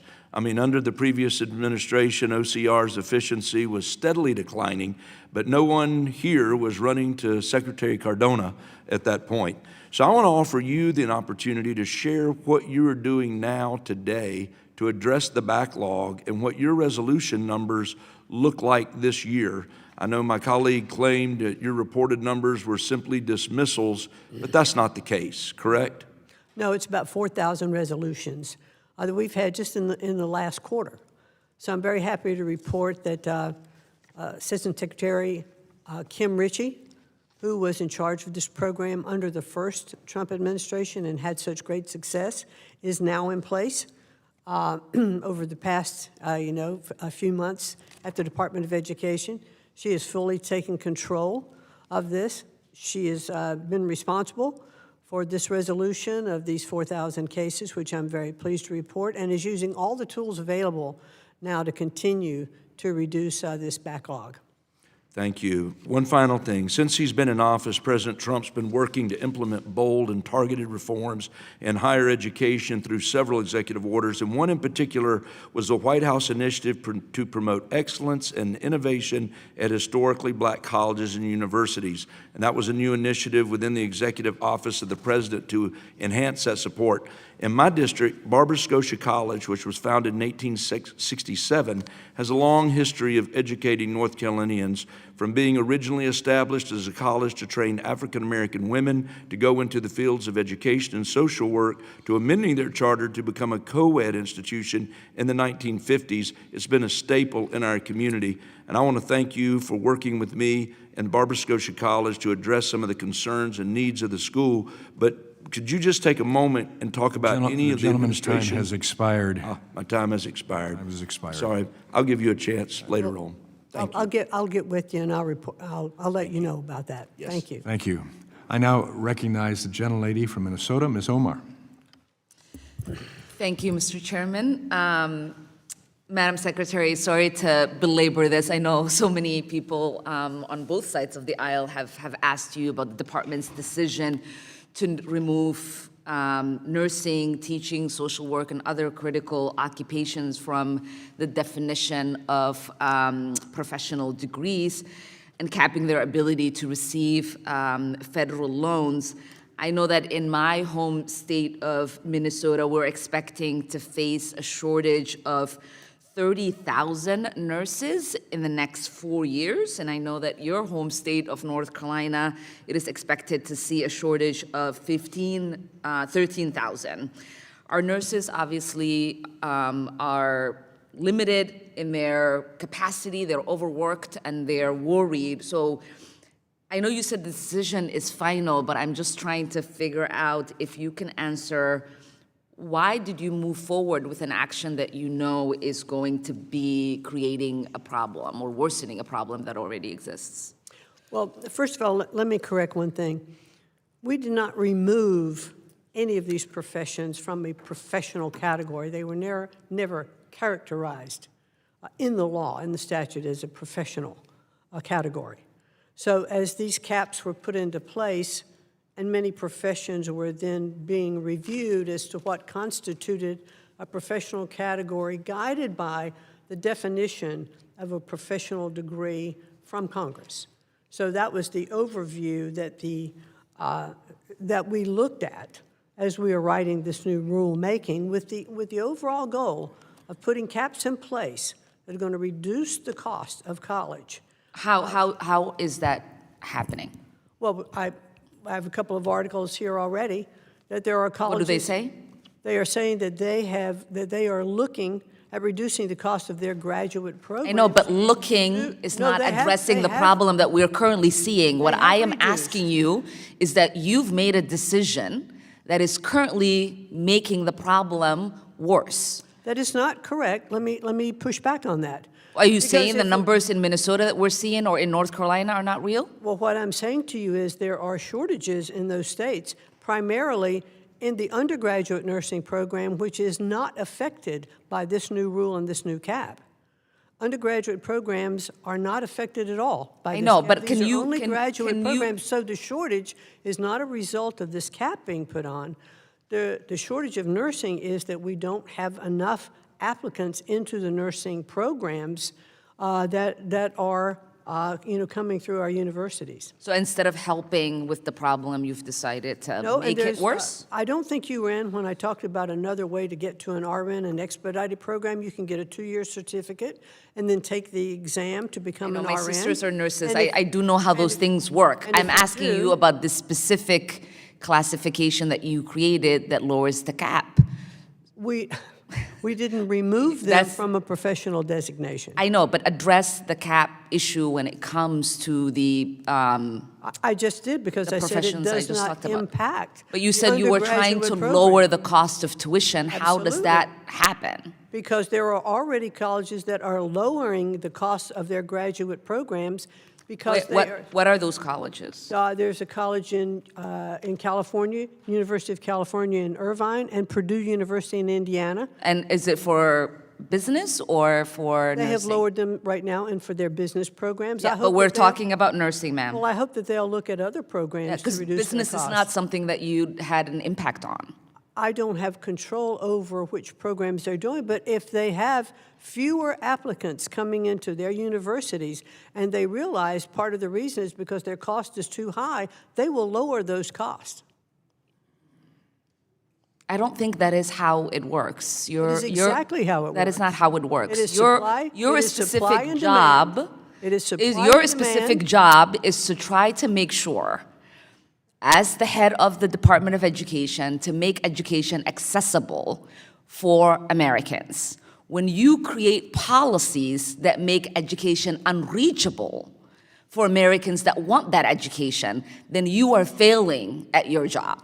No, when there have not been caps on programs and universities have been allowed to charge whatever they wanted, and the student loan program allowed them to borrow up to whatever that university said was the cost, it was time to take action and to put caps in place that are going Yeah, to but your caps only create a funnel through the private borrowing system. That's not true. Yes, that is what it will do. How else would somebody, putting if the if I wanted to get a professional degree and I'm capped and I can't borrow, then I have to, from a public source, then I have to go private. And that is what your administration is really trying to do, is trying to help enrich others on the backs of the American people. I yield back. Gentlelady yields. I now recognize the gentleman from Pennsylvania, the father of the Farm Bill, Mr. Thompson. That's a new title. Well, thank you so much, Chairman, and thank you, Secretary McMahon, it's just great to see you again. Thank you. Thank you for being here. Thank you for putting up with the politics here as well. First off, I want to put in a good word for the Pennsylvania Higher Education Assistance Agency, or FIA. I know that's one of the agencies that Department of Education works with. They provide affordable access to higher education through student financial aid services for students and families, and widely recognized for their commitment in reducing financial barriers for families, not just in Pennsylvania, but other states across the nation. Secretary, my first question is, the current Title I formula has a fundamental flaw. It rewards district size over poverty concentration, something I've worked on for years. Meaning that rural districts with the highest poverty rates often receive less per youth than larger, less impoverished districts. It's basically clearly just on size. That's one of the fundamental flaws of that. My bipartisan bill, All Children Are Equal, or the ACE Act, fixes this by directing dollars to actual poverty concentration, not population, therefore making it equal, recognizing that the assistance that you may require under Title I because of living in poverty shouldn't be dictated by your zip code. Secretary, how would shifting to a poverty percentage-based formula better align with the original intent of Title I funding? Well, it's been a long-time critique of the Title I-A formula, and we're happy to continue to provide technical assistance and work with you to help work through that. I appreciate that. I think the Congressional Research Service and the Department of Education has been very helpful. Sure. This did pass as a part of the bill that repealed No Child Left Behind. Unfortunately, when we got to the Senate and Conference Committee, they did what Congress does when it doesn't have the courage to do the right thing. They commissioned a study. And studies completed, and I appreciate that, and the study showed exactly what we were proposing, the issues. So I appreciate your support of those reforms that prioritize actual concentration of poverty over district size and population. My next question was on gainful employment, but Chairwoman Emeritus Fox covered that really well. I appreciate your commitment to take a look at that. We have certificate program graduates like cosmetologists who intentionally want to work part-time, because they want to. They also want to have family responsibilities, and a full-time equivalency formula. It just unfairly punishes them and punishes these programs. And so I appreciate your commitment you've already made on that.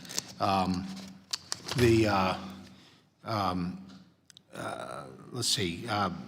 My next question is really with TRIO. I'm a big fan of TRIO as someone who was kind of a first-generation learner trying to navigate higher education.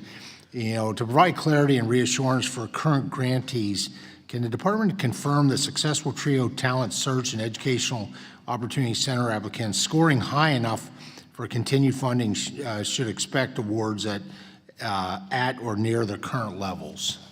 Well, we have two programs in TRIO that we're right now competing, and that is on the talent search level and the educational opportunity centers. So they're being competed right now. Great. And I heard that you're looking at them. I encourage you to do that. If you want to invite you up to Penn State anytime, or I have a number of TRIO programs throughout one-third of the landmass of Pennsylvania I represent. It's just my home county is Center County. We would be glad to visit with you of those programs. I was proud to help secure a provision for Workforce Pell in the Work Families Tax Cut Act to expand Pell Grant eligibility to include short-term, high-quality, skills-based program for workers looking to climb the next rung on the ladder of opportunity. What impacts does the department expect Workforce Pell Grants to have on closing workforce shortages in critical industries such as healthcare, which we've heard a lot about, manufacturing, technology, or the skilled trades? Well, the big advantage is the shorter term that it takes, to get these certificates to get into the marketplace. And you can also have stackable credentials, under the Workforce Pell program. And so I do believe that we're going to be able to put people into the workforce faster and help reduce, the shortage that we have through, these shorter term programs. And they're going to show up there with less debt. Absolutely. Which is a good That's thing. one of the biggest factors, too. Thank you, Mr. Chairman. Appreciate it. I thank the gentleman. Now I recognize the gentleman from Indiana, Mr. Messmer. Thank you, Mr. Chairman, and thank you, Secretary McMahon, for joining us today. First off, I want to echo the concerns from Representative Fine and several other members here today on the agency's department's overly restrictive use of the term profession. Engineers are not considered a profession, and there's a lot of engineers that make a lot of money, and these student loan abilities should be tagged more toward earning income, earning potential, rather than a decades-old use of profession. So thank you for that. We've shared that before. I want to start by highlighting the Mega Block grant program in the President's budget. As the budget puts it, this overhaul eliminates the department's ability to micromanage federal funds intended for local communities, improves efficiency, cuts red tape for school districts, and reduces the federal footprint. Can you share with us how this mega grant structure gives states and local districts the flexibility they need to serve their students rather than having Washington tell them how to do it? Well, as I've toured the country and visited many states, talked to many governors already and state superintendents, one of the things that they have talked about is they know best where to spend their money.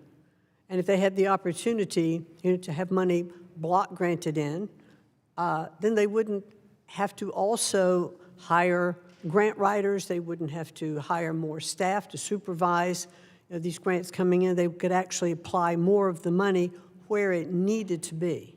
And so hearing that cry as well and wanting to have states operate more efficiently, we really wanted to provide governors with that opportunity, what they had asked for. And so I think that by putting these block grants into place, these mega grants, the president said, and I absolutely agree with him, that the best education is that's closest to the child. So those governors and those state superintendents see where the needs are in their states. They can take this money. However, we are requiring that 50% of this money be divided 25% for literacy improvement, 25% for numeracy improvement, because we have clearly failed our students in those two categories. Any cost estimates that anybody's put together on how much administrative burden school districts are stuck with in just compliance and regulatory reporting on the strings that always come with federal money? I can tell you one stat that I was given one time, and that was from the state of Tennessee. And they had done a study and said that for every $1 that comes into the classroom in Tennessee, 47 cents were spent in regulatory compliance. So it's one state, one example, but I would bet, and I've heard other stats too, that always around 50% of every $1 that comes in is spent not in educating students, not in providing the services they need, but in regulatory compliance. Well, that's across the spectrum in pretty well anything government touches, so thank you for that. Federal law under the Protection of Pupil Rights Amendment guarantees parents of students in school districts that receive funds from the Department of Education the right to review the child's curriculum. What obstacles are school districts using and throwing in front of parents seeking to exercise that right, and what steps can the department take to break down those obstacles to ensure parental rights are ensured? Well, that's one of the things that we're doing, is we are looking at, FERPA, which is what you're talking about, and how are parents being denied access to, their children's records. It is incredible to me that, that if a parent requested, that they would be given the records of their child. Or let me give you a specific example. If a child is working with the school and has decided that they're having difficulties and they think there might be transgendering or et cetera, and they want to be known by other pronouns, and the school is having conversations with that child, that school doesn't call the parent to talk about those. Parents need to know. This is a common sense thing. You can't take an aspirin at a school without having a parent's, permission, but these are life-changing things that are happening to these students, and parents aren't involved in these decisions. It's just, to me, it's just illogical. Parents control their children. They're not wards of the state. They don't belong to the federal government or the state government. They belong to their parents. Thank you. One quick follow-up. Representative Cole, Appropriations Chair, has a bill to investigate abuses at Indian boarding schools, which the committee passed overwhelmingly 2 years ago. Would you and your department agree that the Congress should be supportive of taking action in teachers or administrators who act inappropriately? Absolutely, regardless of what school. Thank you. I yield. I thank the gentleman. I recognize the gentlelady from New York, Ms. Stefanik. Thank you, Chairman Wahlberg. Secretary McMahon, great to see you here today. Under your leadership, the department is actively investigating my alma mater, Harvard, over multiple civil rights issues, including pervasive anti-Semitism on campus and continuation of illegal affirmative action policies. I highlight this, not only the work that I've done on this committee, but also in my new book. Can you give this committee an update on the progress of those investigations and the ongoing negotiations with Harvard? Well, we certainly are continuing our conversations with Harvard, but there are also, a couple of litigations that are ongoing now, with Harvard.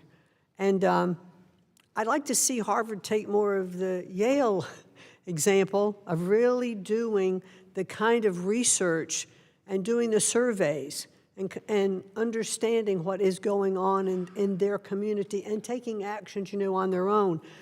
I was delighted, though, this week to see the Harvard Crimson come out and verify a lot of the things that we've been talking about. So the kids at Harvard, I'll just, if I may, just take 1 second and read this. The purpose of university ought to be, this is Harvard Crimson, to be academic excellence, explored through critical and open inquiry by an intellectually diverse body of students and faculty in the pursuit of veritas or truth. Yet in recent years, we've strayed from that mission. These are the kids at the Crimson who are calling their own university to task. And there are other examples, through this article that is absolutely saying the things that we've been talking about, that universities ought to be for open debate. They ought to teach, what is, both sides of the coin. Harvard Crimson had also said earlier on that only 3% of the faculty was conservative. Let's get to make sure that universities can be what they were designed to be, and that is those institutions of truth-seeking. Yes, thank you so much for referencing both the Yale report, but also that piece that ran in the Harvard Crimson.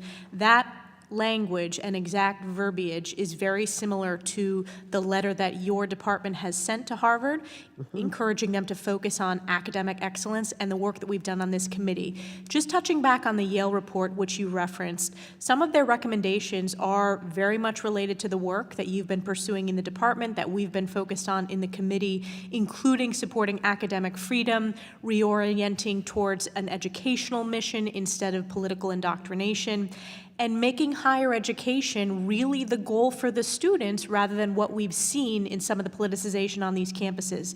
Can you add additional reflections on the importance of this report? I mean, the follow-up I have is a report is one thing, we need to see action in addition. I have really been encouraged by many of the university presidents that I've been talking to, and even during the compact, the university compact that we proposed at the very beginning, of the Trump administration. And these are programs that are now more and more being adopted, across campuses. I've even met with, President McGinnis from Yale and sat with her and talked with her about the success of these programs, or the success of the report and the implementation that they are already doing on campus. And she's seeing, such great response. And so I would just encourage more and more of our universities to be looking again at what they were set up and designed to do. They have so much to offer, but we really have strayed, as the student said, we have strayed from where our universities need to be. From their founding mission. Another area that you've been particularly forward-leaning and focused on is the literacy and reading crisis in the country. We have seen that literacy has declined at all levels of schooling, and the most recent National Assessment of Educational Progress has reading scores among high school seniors at their lowest level since 1992, and many college students now require remedial reading and writing courses. Can you outline your focus on literacy and addressing this reading crisis? And also there are states we can take lessons from that have increased their reading capabilities. Well, and thank you for that. But what we have, the greatest improvement we have seen in literacy scores through the NAEP testing were in those states like Mississippi and Louisiana and Florida who have adopted the science of reading and really gotten back to that. These are state initiatives. They've originated at the state level, and we are supporting that through the mega grant that is part of our new budget proposal, that 25% of that would be set aside for literacy, 25% of that would be set aside for numeracy, because we have clearly failed our students in teaching them to read. And if you cannot read, you are just not going to be successful. Thank you. Yield back. Thank you. I thank the gentlelady and now recognize the gentlelady from Illinois, Ms. Miller. Thank you, Secretary McMahon, for being here today and for your continued work in promoting student achievement and preparing the next generation to be productive citizens. We're very grateful. Yet, for too long, the Department of Education has failed in this basic mission. The department became bloated with career bureaucrats while our children were trapped in failing schools. And in response to my Democrat colleague earlier, I want to say that the most racist thing going on in our country today is forcing inner city, a lot of times they're black and brown children, to have to stay in these failing schools. And I just thank you for your efforts to give them options to get out. Thankfully, Madam Secretary, you and President Trump are now at the helm, reversing decades of decline that only grew under the last administration. After President Biden gutted women's rights, President Trump restored Title IX, reaffirming what we all know to be true: men should not be allowed in women's sports. President Trump also stood up for parental rights by enforcing FERPA, ensuring parents are not excluded from what's happening in their child's classroom. And lastly, I'd like to applaud your work, Madam Secretary, on expanding school choice. Because of your efforts, more parents will have the opportunity to use their hard-earned money to send their children to the best schools rather than force them to continue attending failing schools. Madam Secretary, I'd like to ask you about the Education Freedom Tax Credit, a critical program that will help rescue children from failing schools. Why do you think blue state governors like J.B. Pritzker refuse to help their constituents by blocking school choice programs like these? To my understanding, this program is open and states can sign up today. Is that correct? That's correct. And I'm not quite sure why any governor would not want to opt into this program, because it's increasing the pool of money that is available, for parents to have access to through private donations. And these scholarship granting organizations, which are approved by governors in the states or their state board of education, ever how they have it set up within their state.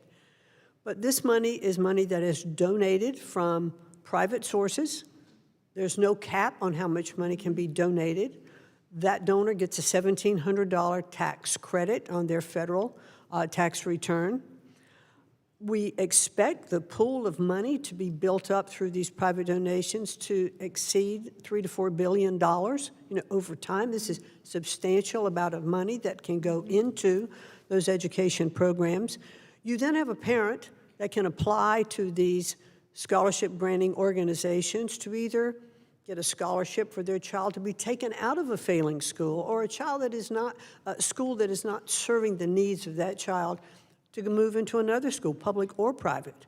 Or they can utilize those funds for after-school tutoring, or if they have a child with disabilities, to get more services for that child.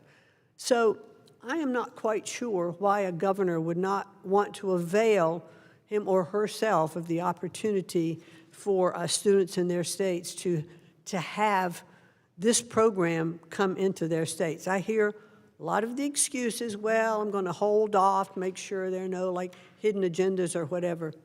It's not hidden agendas here. These are very straightforward and available, and I would hope that more of our governors, I think we have about 25, 26 governors that have already opted in, and we have a Democratic governor who did opt in, and hope to see many more. And the governor of New York the implication was that she had opted in. She's opted in with caveats. So I think she's trying to have a foot in both camps. I'd like to see that full-on support and adoption of the program. Well, it's so good for the students, and we can only surmise why they would want, or why they wouldn't want to sign up for this. We all know that people that are illiterate are easier to control. Perhaps they are afraid they won't be able to continue the indoctrination of the children, but we appreciate the focus that you have to offer excellent education to kids and to give them options to get out of failing schools.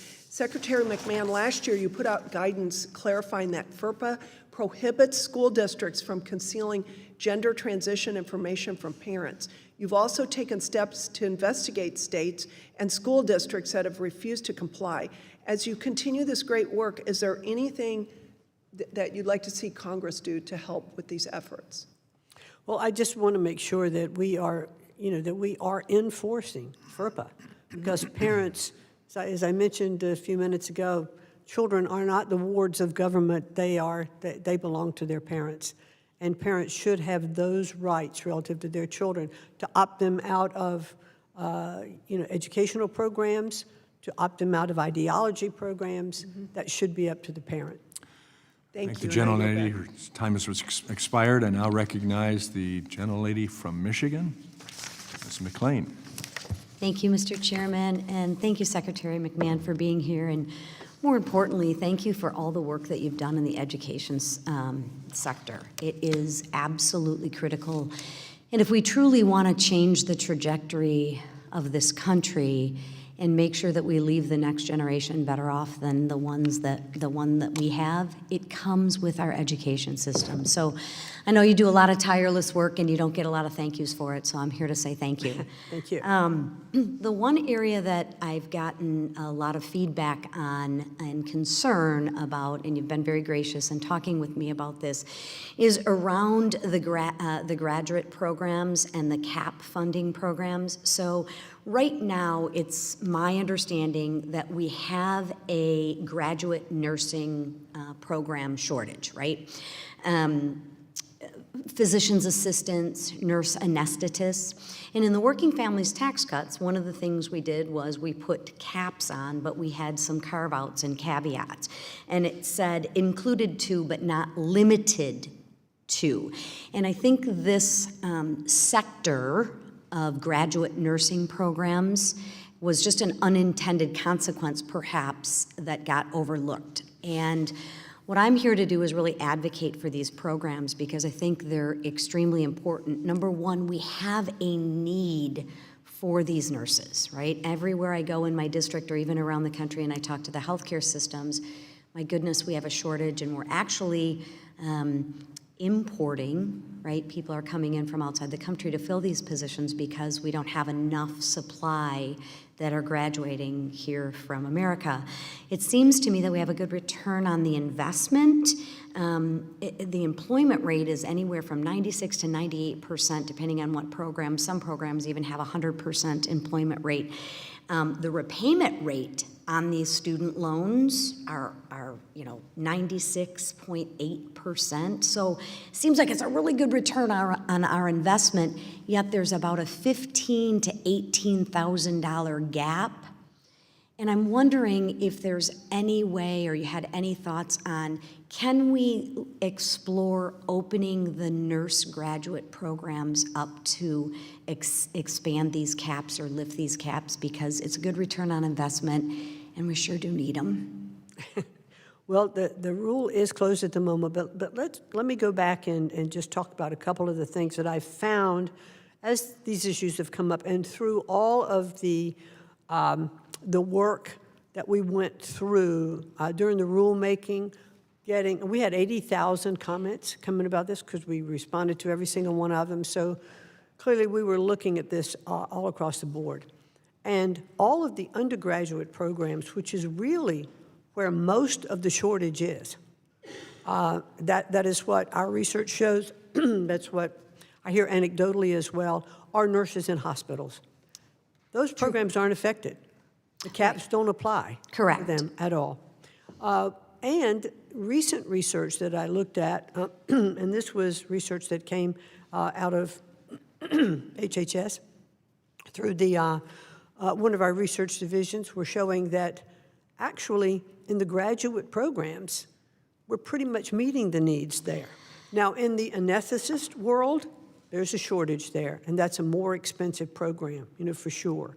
But in the nurse practitioners, overall throughout the country, I know that there are sections of the country where we probably are experiencing that shortage. But overall, we're pretty much meeting that need. But I've been getting feedback quite heavily. I'm trying to put it as politically correct as I possibly can. To the contrary, from both the hospitals and the schools, they see their enrollment rates going down for the graduate nursing programs, right? I'm not talking about the undergrads, but the graduate nursing programs. So I don't know if there's something we can do to bridge the gap. And you know what our goal is? I do. The goal is to bring down the cost of universities and colleges in these programs because they're just too high. As I said, undergraduate programs are not affected. And 78% of those who are going into the graduate program, 78% are not applying or have programs that are under this cap. So there are places to go and get these degrees that cost less, and where I really do believe as market competition is available, you will see universities and colleges bring down these costs. Would you be willing to share those colleges with me so I could share them? Sure. Because there is definitely a gap, at least from the boots on the ground. I'm out of time. I appreciate your time. Thank you. Thank you very much. I thank the gentlelady. Now I recognize the ranking member, the gentleman from Virginia, Mr. Scott. Thank you, Mr. Chairman. Thank you, Madam Secretary, for being with us today. You've heard a lot about this big ugly bill and the voucher program. I've heard estimates that it may cost as much as $58 billion. Do you disagree with that? Sir, I would like to see where your numbers are coming from so I could evaluate them. What is your estimate? I'd like to look at those numbers again. I think that the overall, what we are trying to do is... The cost to a donor is up to $1,700 is zero. They get their money back if they make a $1,700 donation. You're talking about the... No. I'm sorry. Two things. You're right. Total cost, we don't know. You said you don't know. But the cost to a donor of $1,700 donation, they get their $1,700 back in a tax credit. There's no cap on how much they can donate. But they get $1,700. They get a $1,700 tax credit on their federal tax return. For the first $1,700. For the first 17 in total. It's only $1,700. If they contribute $5 million, they only get $1,700, is my understanding. Right. And so governors have said... Okay, so my question would be, who governs what happens to the money? Who benefits from that money? These are scholarship granting organizations or 501c3 organizations that are within the states. The money goes into those organizations. The governor has to approve of that organization, et cetera, and then the governor approves the organization. The governor, or if it's the State Board of Education, ever how the state... If I could just finish it, ever how the state has it set up to govern, typically it's the governor. Okay, well, you said that primarily for low-income students. Is there any requirement that the state primarily benefit low-income students? No, it's... No, there's no regulation onto that.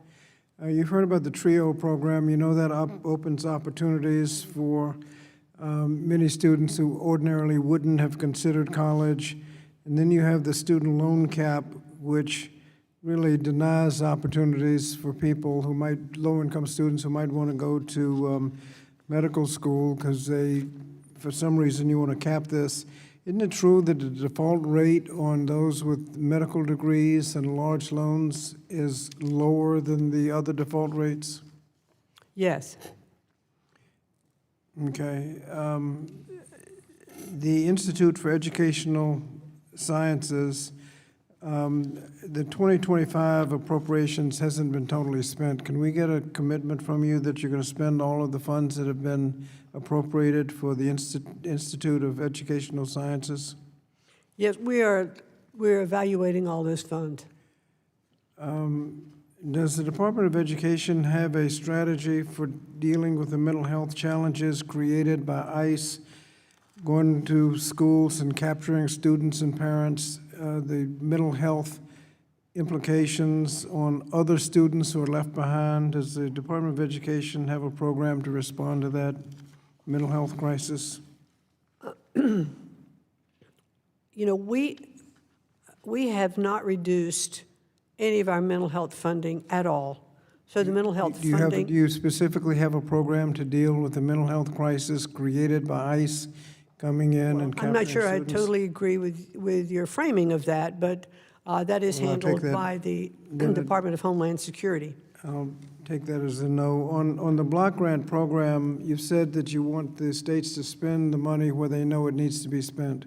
Correct. But it's less money, isn't it? Less money in total, but there's a less regulation involved with that money as well. Okay, how much less? I don't know for a specific dollar amount, but let me check the number here. You know, we've looked at the absolute total difference in the budget is about 0.5% for a state. Half of, A reduction in expenditures, 1% of what? the state budget. Of the state budget? We're combining a lot of the different programs. Of the state budget, the total state budget? For these programs that are consolidated. So you consolidate all the programs and you reduce the total by 0.5%? Correct. No. No.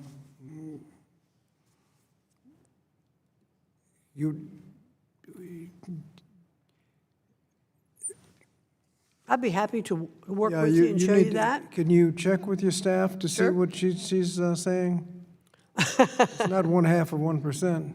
0.5% of the consolidated budget, unless I'm looking at, unless I'm conflating a program. I don't think I am, Well, but I'll of get the- back to you. Of the programs that you have block granted, how much less will they be able to spend in total? So the total budget is being reduced by about $4.4 billion. Okay, that's probably more than 1/2%. Thank you, Mr. Chairman. I think my time has expired. I thank the gentleman. I thank each of the members for their attention today to the opportunity with our secretary. Now I recognize the ranking member for his closing remarks. Thank you, Mr. Chairman. First, I feel compelled to respond to the gentleman from Missouri who suggested that generations ago Democrats supported segregation and opposed civil rights laws. Well, he's right.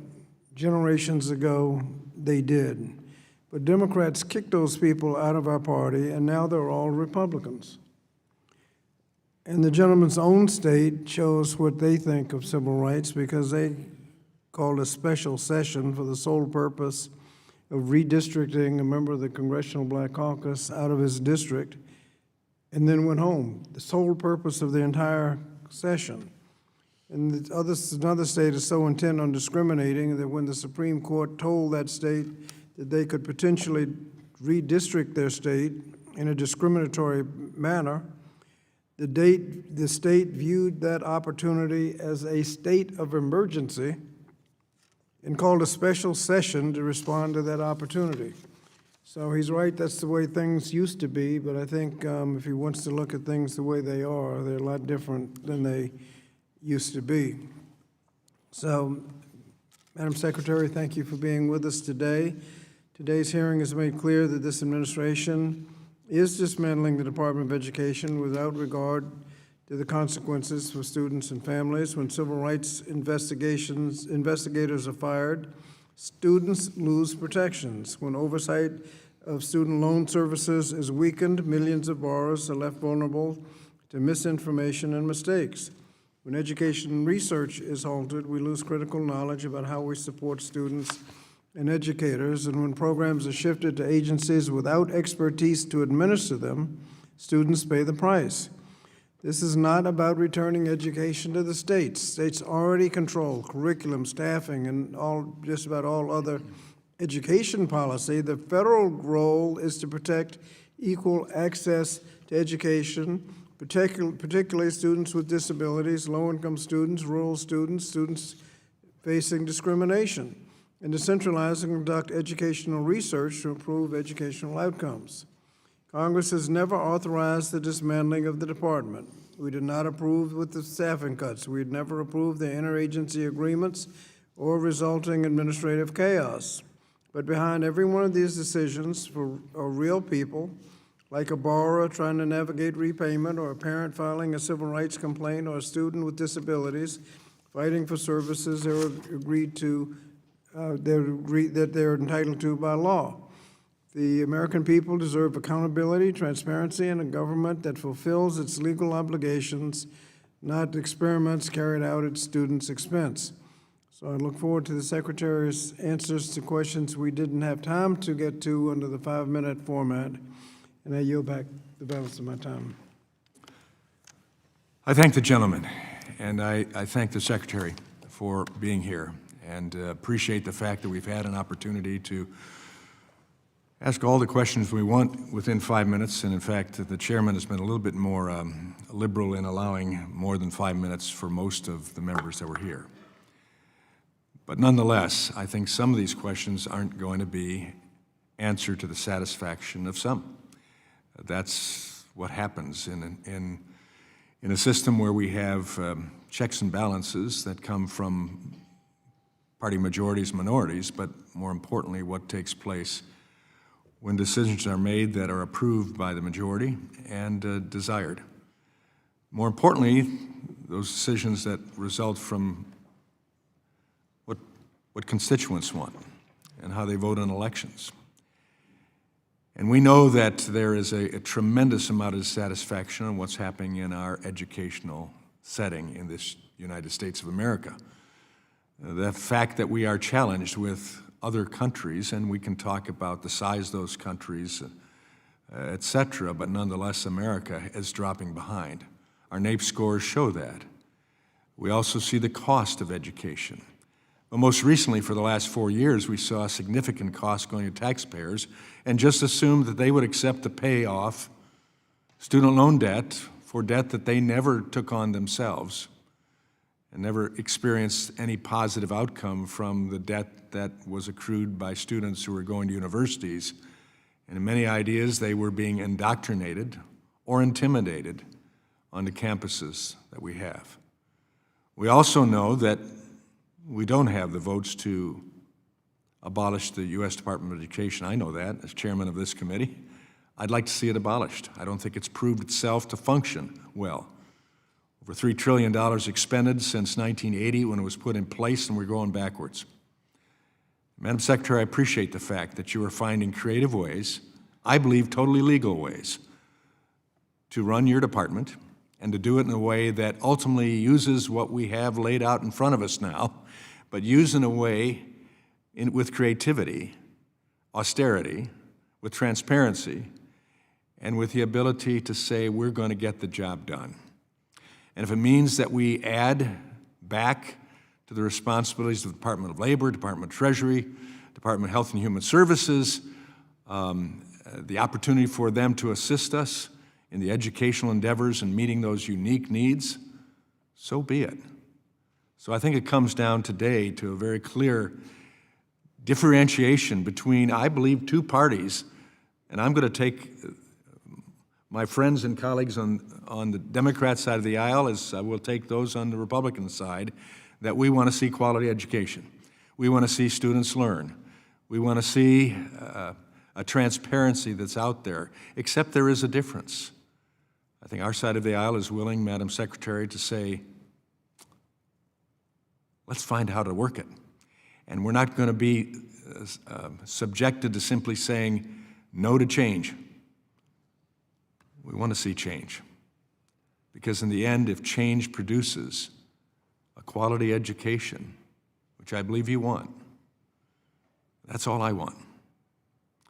And if it's done by some of our same departments and they can now step up to the plate and do the work to success, so be it.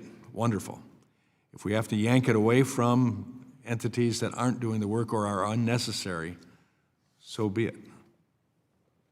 As I've said since the beginning of my chairmanship of this committee, when we get three things right, we'll succeed. If we get education related to the student, the parent, and the teacher right, that relationship done well, I think we'll have quality education. So thank you for sharing your comments and all of the questions we gave. We appreciate seeing the budget. We certainly will continue to do oversight. That is our responsibility. And we appreciate the fact you're willing to come before us. Having nothing more necessary to say, and no other action to be taken in this committee, I declare it adjourned.